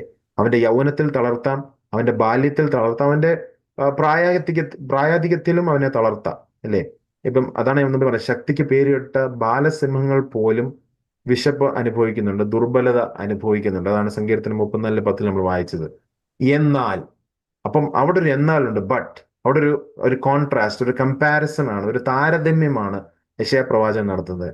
യഹോവയെ കാത്തിരിക്കുന്നവർ ശക്തിയെ പുതുക്കും, അല്ലേ? അപ്പൊ എന്തുകൊണ്ടാണ് യഹോവയെ കാത്തിരിക്കുന്നവർ? നമ്മൾ സങ്കീർത്തനത്തിൽ വായിക്കും, ദൈവത്തിൽ പ്രത്യാശ വെക്കുക, അവന്റെ മുഖപ്രകാശ ഞാൻ ഇനിയും അവനെ സ്തുതിക്കുമെന്ന് സങ്കീർത്തനത്തിൽ നമ്മൾ കാണുന്നുണ്ട്, അല്ലേ? അപ്പൊ എന്താണ് ഈ യഹോവയെ കാത്തിരിക്കുക എന്ന് പറഞ്ഞാൽ? യഹോവയെ കാത്തിരിക്കുക എന്ന് പറഞ്ഞാൽ ഒരു പാസീവ് വെയിറ്റിംഗ് അല്ല. നമ്മളിങ്ങനെ പ്രാർത്ഥനയിൽ, ചില പ്രാർത്ഥനയിൽ ഞാൻ കാത്തിരിക്കുക, ദൈവം ദൈവം വരട്ടെ, ദൈവം അത് നടത്തട്ടെ, ദൈവം വെളിപ്പെടുത്തട്ടെ എന്ന് പറഞ്ഞ് പാസീവായിട്ടുള്ള വെയിറ്റിങ്ങിനെ അല്ല ഇവിടെ പറയുന്നത്. യഹോവയെ കാത്തിരിക്കുക എന്ന് പറഞ്ഞാൽ ക്ഷമയോടെ പ്രാർത്ഥനയിൽ, ആരാധനയിൽ, വചനധ്യാനത്തിൽ യഹോവയെ കാത്തിരിക്കുന്നവർ ശക്തിയെ പുതുക്കും എന്നുള്ളതാണ്. മനസ്സിലായല്ലോ? അപ്പൊ യഹോവയെ കാത്തിരിക്കുക എന്ന് പറഞ്ഞാൽ നമ്മൾ ഒരു പ്രാർത്ഥന പ്രാർത്ഥിച്ചിട്ട് ഇങ്ങനെ കാത്തിരിക്കുക എന്നുള്ളതല്ല. ദൈവം ദൈവം ദൈവത്തിന്റെ സമയം ദൈവം നടത്തിട്ട് ഞാൻ ചെയ്യാനുള്ളത് ചെയ്തു എന്ന് പറഞ്ഞിങ്ങനെ പാസീവായിട്ട് വെയിറ്റ് ചെയ്യുന്നതിനെ പറ്റിയല്ല, കാത്തിരിപ്പിനെ പറ്റിയല്ല. ഇപ്പം ഇസ്രായേലിനുള്ള ബന്ധത്തിലും അതല്ല യെശയ്യാ പ്രവാചകൻ ഉദ്ദേശിക്കുന്നത്. ഇവിടെ ഉദ്ദേശിക്കുന്നത് പറഞ്ഞാല് അലസമായുള്ള അല്ല, മറിച്ച് വിശ്വാസത്തിലും പ്രത്യാശയിലും ആരാധനയിലുമുള്ള ഒരു പ്രതീക്ഷയുള്ള കാത്തിരിപ്പാണ്, ഒരു ഈഗർ എക്സ്പെക്ടേഷൻ, ഒരു ഈഗർ ഹോപ്പ്. ആ ഹോപ്പ് ആരിലാണ്? ആ ഹോപ്പ് ദൈവത്തിലാണ്, ആ പ്രത്യാശ ദൈവത്തിലാണ്. അങ്ങനെയുള്ള ഒരു കാത്തിരിപ്പിനെയാണ് ഇവിടെ കാത്തിരിക്കുക, യഹോവയെ കാത്തിരിക്കുക എന്നുള്ള ഉദ്ദേശം. അതിന്റെ ഹീബ്രു പദം പരിശോധിച്ചാൽ നമുക്കറിയാം. അതിന്റെ ഹീബ്രു പദത്തിന്റെ അർത്ഥം എന്ന് പറയുന്നത് ഈഗർ എക്സ്പെക്ടേഷൻ, അല്ലെ? ഒരു eager hope in God, a hope in God, expectation about what God is going to do in your life. നമ്മുടെ ജീവിതത്തിൽ ദൈവം ചെയ്യാൻ പോകുന്നതിനെ പറ്റിയുള്ള പ്രത്യാശയുള്ള ആശയല്ല, ആശയോടുള്ള ഒരു കാത്തിരിപ്പിനെയാണ് യഹോവയെ കാത്തിരിക്കുക എന്ന് പറയുന്നത്. ആ കാത്തിരിപ്പ് എങ്ങനെ ആയിരിക്കണം? ആ കാത്തിരിപ്പ് വിശ്വാസത്തിലായിരിക്കണം, ആ കാത്തിരിപ്പ് പ്രാർത്ഥനയിലായിരിക്കണം, ആ കാത്തിരിപ്പ് ആരാധനയോട് കൂടായിരിക്കണം, ആ കാത്തിരിപ്പ് വചനധ്യാനത്തിലായിരിക്കണം. അവനെക്കുറിച്ച് കൂടുതൽ എനിക്ക് അറിയണം, ദൈവത്തെപ്പറ്റി കൂടുതൽ അറിയണം, ദൈവത്തെ എനിക്ക് യഥാർത്ഥമായി ഒന്ന് അറിയണം എന്നുള്ള രീതിയിലായിരിക്കണം ആ കാത്തിരിപ്പ്. അങ്ങനെ കാത്തിരിക്കുകയാണെങ്കിൽ അവർ ശക്തിയെ പുതുക്കിയിരിക്കും. ദൈവം തന്റെ ശക്തി അയച്ച് അവരെ ശക്തിപ്പെടുത്തും. അപ്പം മുമ്പേ പറഞ്ഞു, ബാല്യക്കാർ ക്ഷീണിച്ചു പോകും, യൗവനക്കാർ തളർന്ന് വീഴും, ക്ഷീണിച്ചിരിക്കുന്നവർക്ക് ശക്തി നൽകും, ബലമില്ലാത്തതിന് ബലം വർദ്ധിപ്പിക്കും. എപ്പോഴാ ബലം വർദ്ധിപ്പിക്കുന്നതും ക്ഷീണത്തിന് ശക്തി നൽകുന്നതും? യഹോവയെ കാത്തിരിക്കുമ്പോൾ. സോ നമ്മളോടുള്ള ബന്ധത്തിൽ ദൈവം പറയുകയാണ്, യഹോവയെ കാത്തിരിക്കുക. കാത്തിരിക്കുക എന്ന് പറഞ്ഞാല് ഇങ്ങനെ പാസീവായിട്ടുള്ള വെയിറ്റിംഗ് അല്ല, ഒന്നും ചെയ്യാതെ കാത്തിരിക്കുക എന്നുള്ളതല്ല, ജോലി ചെയ്യാതെ കാത്തിരിക്കുക എന്നുള്ളതോ അല്ലെങ്കിൽ വെറുതെ കാത്തിരിക്കുക എന്നുള്ള അർത്ഥത്തിലല്ല, മറിച്ച് വിശ്വാസത്തിലും പ്രത്യാശയിലും ആരാധനയിലും നാം ദൈവത്തെ കാത്തിരിക്കണം. ആ ക്ഷമ നമുക്ക് വേണം, ആ ഒരു ഈഗർ എക്സ്പെക്ടേഷൻ, ആ പ്രത്യാശയോടുള്ള കാത്തിരിപ്പിനെ പറ്റിയാണ് ദൈവം ഇവിടെ പറയുന്നത്. നമുക്കറിയാം, വിലാപങ്ങൾ 3:25-26 വളരെ പ്രധാനപ്പെട്ട ഒരു വാക്യമാണ്. തന്നെ കാത്തിരിക്കുന്നവർക്കും തന്നെ അന്വേഷിക്കുന്നവനും യഹോവ നല്ലവൻ. യഹോവയുടെ രക്ഷയ്ക്കായി മിണ്ടാതെ കാത്തിരിക്കുന്നത് നല്ലത്. നാം മിണ്ടാതെ കംപ്ലൈൻസ് ഒന്നും പറയാതെ, നാം ദൈവത്തോട് കൺസേൺസ് ഒന്നും പറയാതെ, മിണ്ടാതെ ദൈവമാണെന്ന് മനസ്സിലാക്കി വിശ്വാസത്തിലും പ്രത്യാശയിലും ആരാധനയിലും ദൈവത്തെ കാത്തിരിക്കണം. ദൈവമാണെന്ന് മനസ്സിലാക്കി തന്നെ വേണം നാം ദൈവത്തെ കാത്തിരിക്കുവാൻ. അങ്ങനെ കാത്തിരിക്കുമ്പോൾ ദൈവം തന്റെ ശക്തി നമുക്ക് നൽകി തരും. ദൈവം നമ്മെ എംപവർ ചെയ്യും, ദൈവം നമ്മെ ശക്തീകരിക്കും, തന്റെ ആത്മാവിനെ അയച്ച് നമ്മെ ശക്തിപ്പെടുത്തും. അപ്പം ആ ഒരു കാത്തിരിപ്പിനെയാണ് ഇവിടെ യഹോവയ്ക്കായി കാത്തിരിക്കുന്നത്, യഹോവയെ കാത്തിരിക്കുന്നു എന്ന് പറയുന്നത്. ആ കാത്തിരിപ്പിൽ പ്രാർത്ഥനയുണ്ട്, ആ കാത്തിരിപ്പിൽ ആരാധനയുണ്ട്, ആ കാത്തിരിപ്പിൽ നന്ദി പ്രകടനങ്ങളുണ്ട്, ആ കാത്തിരിപ്പിൽ ദൈവത്തിന്റെ നന്മയെ ഓർത്ത് ആ നന്മയെ പ്രഖ്യാപിക്കലുണ്ട്, അല്ലേ? ഇപ്പം ദാവീദിന്റെ സങ്കീർത്തനങ്ങൾ വായിച്ചറിയും, ദൈവത്തിന്റെ എത്രയോ ഗുണഗണങ്ങൾ, ദൈവം ചെയ്ത കാര്യങ്ങളെ വർണ്ണിക്കുന്നുണ്ട്. അപ്പം നാം എപ്പോഴും കാത്തിരിക്കുമ്പോൾ ദൈവം നമുക്ക് പൂർവ്വകാലങ്ങളിൽ ചെയ്ത കാര്യങ്ങളെ ഓർത്ത് വേണം ദൈവത്തിന് നന്ദി പറയുവാനും, ആ നന്ദി പ്രകടനത്തിനോടൊപ്പം പ്രാർത്ഥനയിൽ ഉറ്റിരിപ്പാനും, ദൈവത്തിന് സ്തോത്രം കരയേറ്റുവാനും നന്ദി കരയേറ്റുവാനും വചനധ്യാനത്തിലൂടെ ദൈവത്തെ അധികമായി മനസ്സിലാക്കുവാനും നമുക്ക്. അങ്ങനെയാണ് യഹോവയെ കാത്തിരിക്കുന്നവർ ശക്തി പുതുക്കും എന്ന് പറയുന്നത്. അങ്ങനെയുള്ളവർക്കാണ് ശക്തി പുതുക്കുവാൻ പറ്റുന്നത്. എന്നിട്ട് ഡിസ്ക്രൈബ് ചെയ്യുന്നത് എങ്ങനെയാണ്? ആ ശക്തി പുതുക്കുന്നതിന് ഒരു മെറ്റഫർ പറയുന്നുണ്ട്, ഒരു ഉപമ പറയുന്നുണ്ട്. അവർ കഴുകന്മാരെ പോലെ ചിറകടിച്ച് കയറും, അവർ തളർന്നു പോകാതെ ഓടുകയും ക്ഷീണിച്ചു പോകാതെ നടക്കുകയും ചെയ്യും. അപ്പൊ അങ്ങനെ ലഭിക്കുന്ന ശക്തി എന്ന് പറയുന്നത് എവർ ലോങ് ലാസ്റ്റിംഗ് ആണ്. ആ ലോഞ്ചിവിറ്റിയെയാണ് പറയുന്നത്. അത് ആ ശക്തി അങ്ങനെ യഹോവയെ കാത്തിരിക്കുന്നവർക്ക് ശക്തിയെ പുതുക്കുമ്പോൾ ആ ശക്തി ഒരു മിനിറ്റത്തേക്കോ ഒരു പെർട്ടിക്കുലർ ടൈമിലേക്കോ അല്ല. ആ ശക്തി പിന്നെയും നിലനിൽക്കുന്ന ശക്തിയാണ്. ആ ശക്തി അവരെ ഓടുവാൻ ഹെൽപ്പ് ചെയ്യും. ആ ശക്തി അവരെ നടക്കുവാൻ ഹെൽപ്പ് ചെയ്യും. ക്ഷീണിക്കാതെ ഓടാനും നടക്കുവാൻ അവരെ ഹെൽപ്പ് ചെയ്യും. അപ്പം അതിനൊരു ഉപമ പറയുന്നത് കഴുകൻ ചിറകിൽ ഇപ്പൊ നമുക്കറിയാം പുറപ്പാട് പുസ്തകം 19:4 അതിനെപ്പറ്റി പറയുന്നുണ്ട്.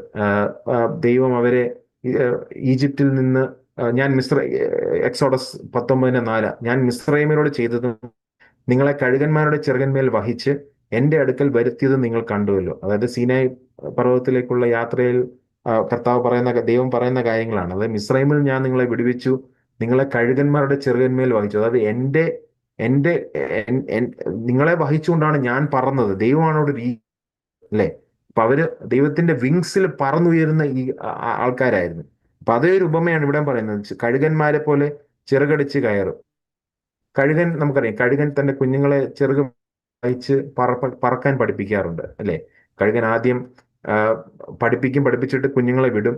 കുഞ്ഞുങ്ങൾ പറക്കുന്നില്ലെങ്കിൽ ആ കുഞ്ഞുങ്ങളെ താങ്ങും കഴുകൻ. കഴുകനെ പറ്റി പഠിക്കുമ്പോൾ നമുക്കറിയാം. അല്ലാതെ കഴുകൻ അങ്ങനെ നോക്കിയിരിക്കത്തില്ല താഴോട്ട് പോകുമ്പോൾ. കുഞ്ഞ് കഴുകനെ പറക്കാൻ പഠിപ്പിച്ചിട്ട് പറക്കാൻ പറ്റുന്നില്ല, കുഞ്ഞുങ്ങളെ താങ്ങും. താഴോട്ട് പോകുമ്പോൾ ആ കഴുകൻ വഹിച്ചുകൊണ്ടാണ് നടക്കുന്നത്, വഹിച്ചുകൊണ്ടാണ് പറക്കുന്നത്. അതുപോലാണ് നമ്മുടെ ദൈവം.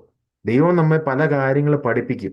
ദൈവം എന്നിട്ട് നമ്മളെ തന്നെ വിടും ചില കാര്യങ്ങൾ ചെയ്യുവാൻ നാം പ്രാപ്തനാന്ന് തോന്നുമ്പോൾ. നമുക്കത് പ്രാപ്തി ഇല്ലാന്ന് ദൈവത്തിന് തോന്നുവാണെങ്കിൽ കഴുകന്മാരെ പോലെ നമ്മളെയും ദൈവം വഹിച്ചുകൊണ്ട് നടക്കും.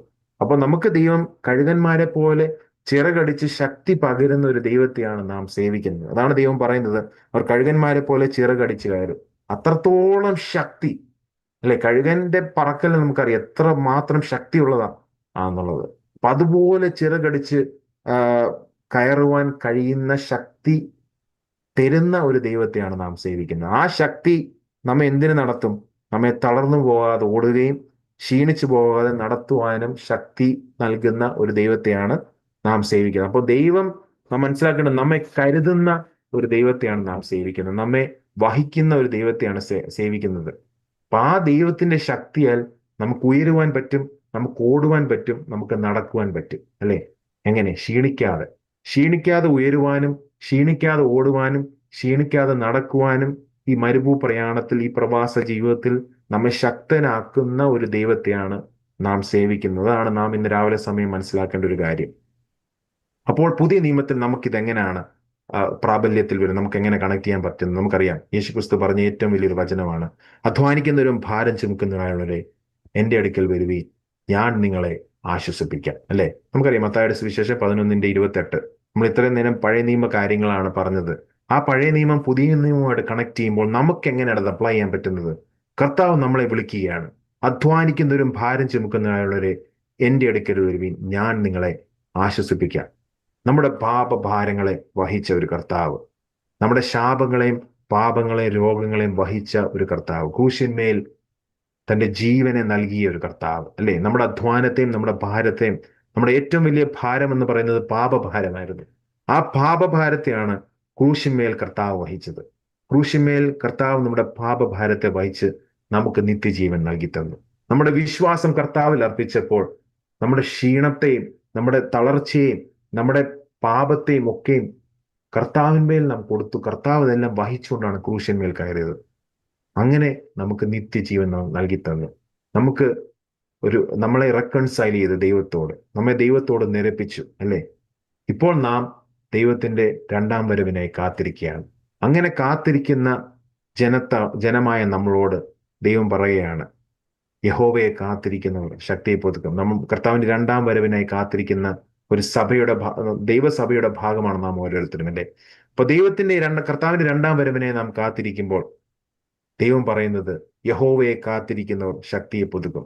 പ്രാർത്ഥനയിലൂടെ, ആരാധനയിലൂടെ, വിശ്വാസത്തിൽ, ദൈവവചന ധ്യാനത്തിൽ ദൈവത്തെ നാം കാത്തിരിക്കണമെന്നാണ് ദൈവം നമ്മെക്കുറിച്ച് ആഗ്രഹിക്കുന്നത്.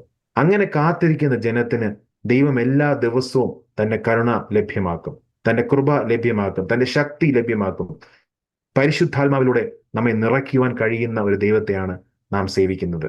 അപ്പൊ യശയാവിന്റെ ഈ സന്ദേശം നമ്മെ ഓർമ്മിപ്പിക്കുന്ന എന്താണ്? യശയാവിന്റെ ഈ യശയാപ്രവചനം 40-ാം അധ്യായം 28 മുതൽ 31 വരെയുള്ള കാര്യങ്ങൾ നമ്മെ ഓർമ്മിപ്പിക്കുന്നതാണ്. ദൈവം നിത്യനാണ്, ദൈവം സർവശക്തനാണ്, ദൈവത്തിന് അന്തവും ആദ്യവുമില്ല. ദൈവമാണ് ആദ്യവും അന്തവും, ദൈവമാണ് ആൽഫയും ഒമേഗയും. ദൈവം നിത്യനും സർവശക്തനുമാണ്. ദൈവം ക്ഷീണിതരെ ശക്തിപ്പെടുത്തുന്ന ഒരു ദൈവമാണ്. ദൈവത്തെ കാത്തിരിക്കുന്ന ഒരു ശക്തിയെ പുതുക്കും. ക്രിസ്തുവിൽ നമുക്ക് എങ്ങനെയാണ് ഇത് ലഭ്യം? ക്രിസ്തുവിൽ നമുക്ക് വിശ്രാമമുണ്ട്, രക്ഷ എന്ന വിശ്രാമം, അല്ലേ? അധ്വാനിക്കുന്നതിനും ഭാരം ചുമക്കുന്നതിനും എനിക്ക് വരുവിൻ, ഞാൻ നിങ്ങളെ ആശ്വസിപ്പിക്കാം. എന്റെ മുഖം മൃദുവും എന്റെ ചുമട് ലഘുവുമാകുന്നു എന്നുള്ളതാണ് കർത്താവ് പറയുന്നത്. ദൈവത്തിൽ നിന്നാണ് നമുക്ക് ആ വിശ്രാമം ലഭിക്കുന്നത്. ആ വിശ്രാമം എന്താണ്? രക്ഷ എന്ന വിശ്രാമമാണ്.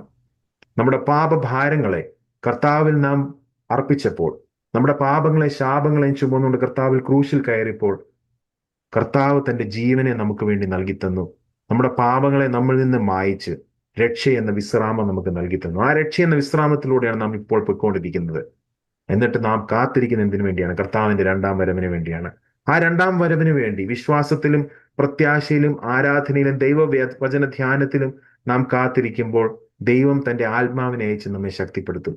ആ പരിശുദ്ധാത്മ ശക്തിയോടെ ഈ മരുഭൂ പ്രയാണം നമുക്ക് കഴിക്കുവാൻ ദൈവം അവസരം തരട്ടെ എന്ന് പ്രാർത്ഥിച്ചുകൊണ്ട് ഈ ബോസ്റ്റൺ പ്രയർ ലൈനിൽ ഇന്നത്തെ വചന സന്ദേശം ഞാൻ നിർത്തുന്നു. ദൈവം നമ്മെ ഓരോരുത്തരെ അനുഗ്രഹിക്കുമാറാവട്ടെ. Thank you. Thank you, Pastor. Thank you, Philip. കർത്തൃദാസിനുള്ള നന്ദിയും സ്നേഹവും ബഹുമാനവും 24 ബോസ്റ്റൺ പ്രയറിന്റെ പേരിൽ ഞങ്ങൾ അറിയിക്കുന്നു. ഏറ്റവും മനോഹരമായിട്ടുള്ള രീതിയിൽ ഇന്ന് ഞങ്ങൾക്ക് മെസ്സേജ് തന്നുവല്ലോ. വീണ്ടും ദൈവം ശുശ്രൂഷകളെ, കുടുംബത്തെ എല്ലാം അനുഗ്രഹിക്കട്ടെ. ദൈവമക്കളെ, നമ്മൾ കേട്ടത് നമുക്ക്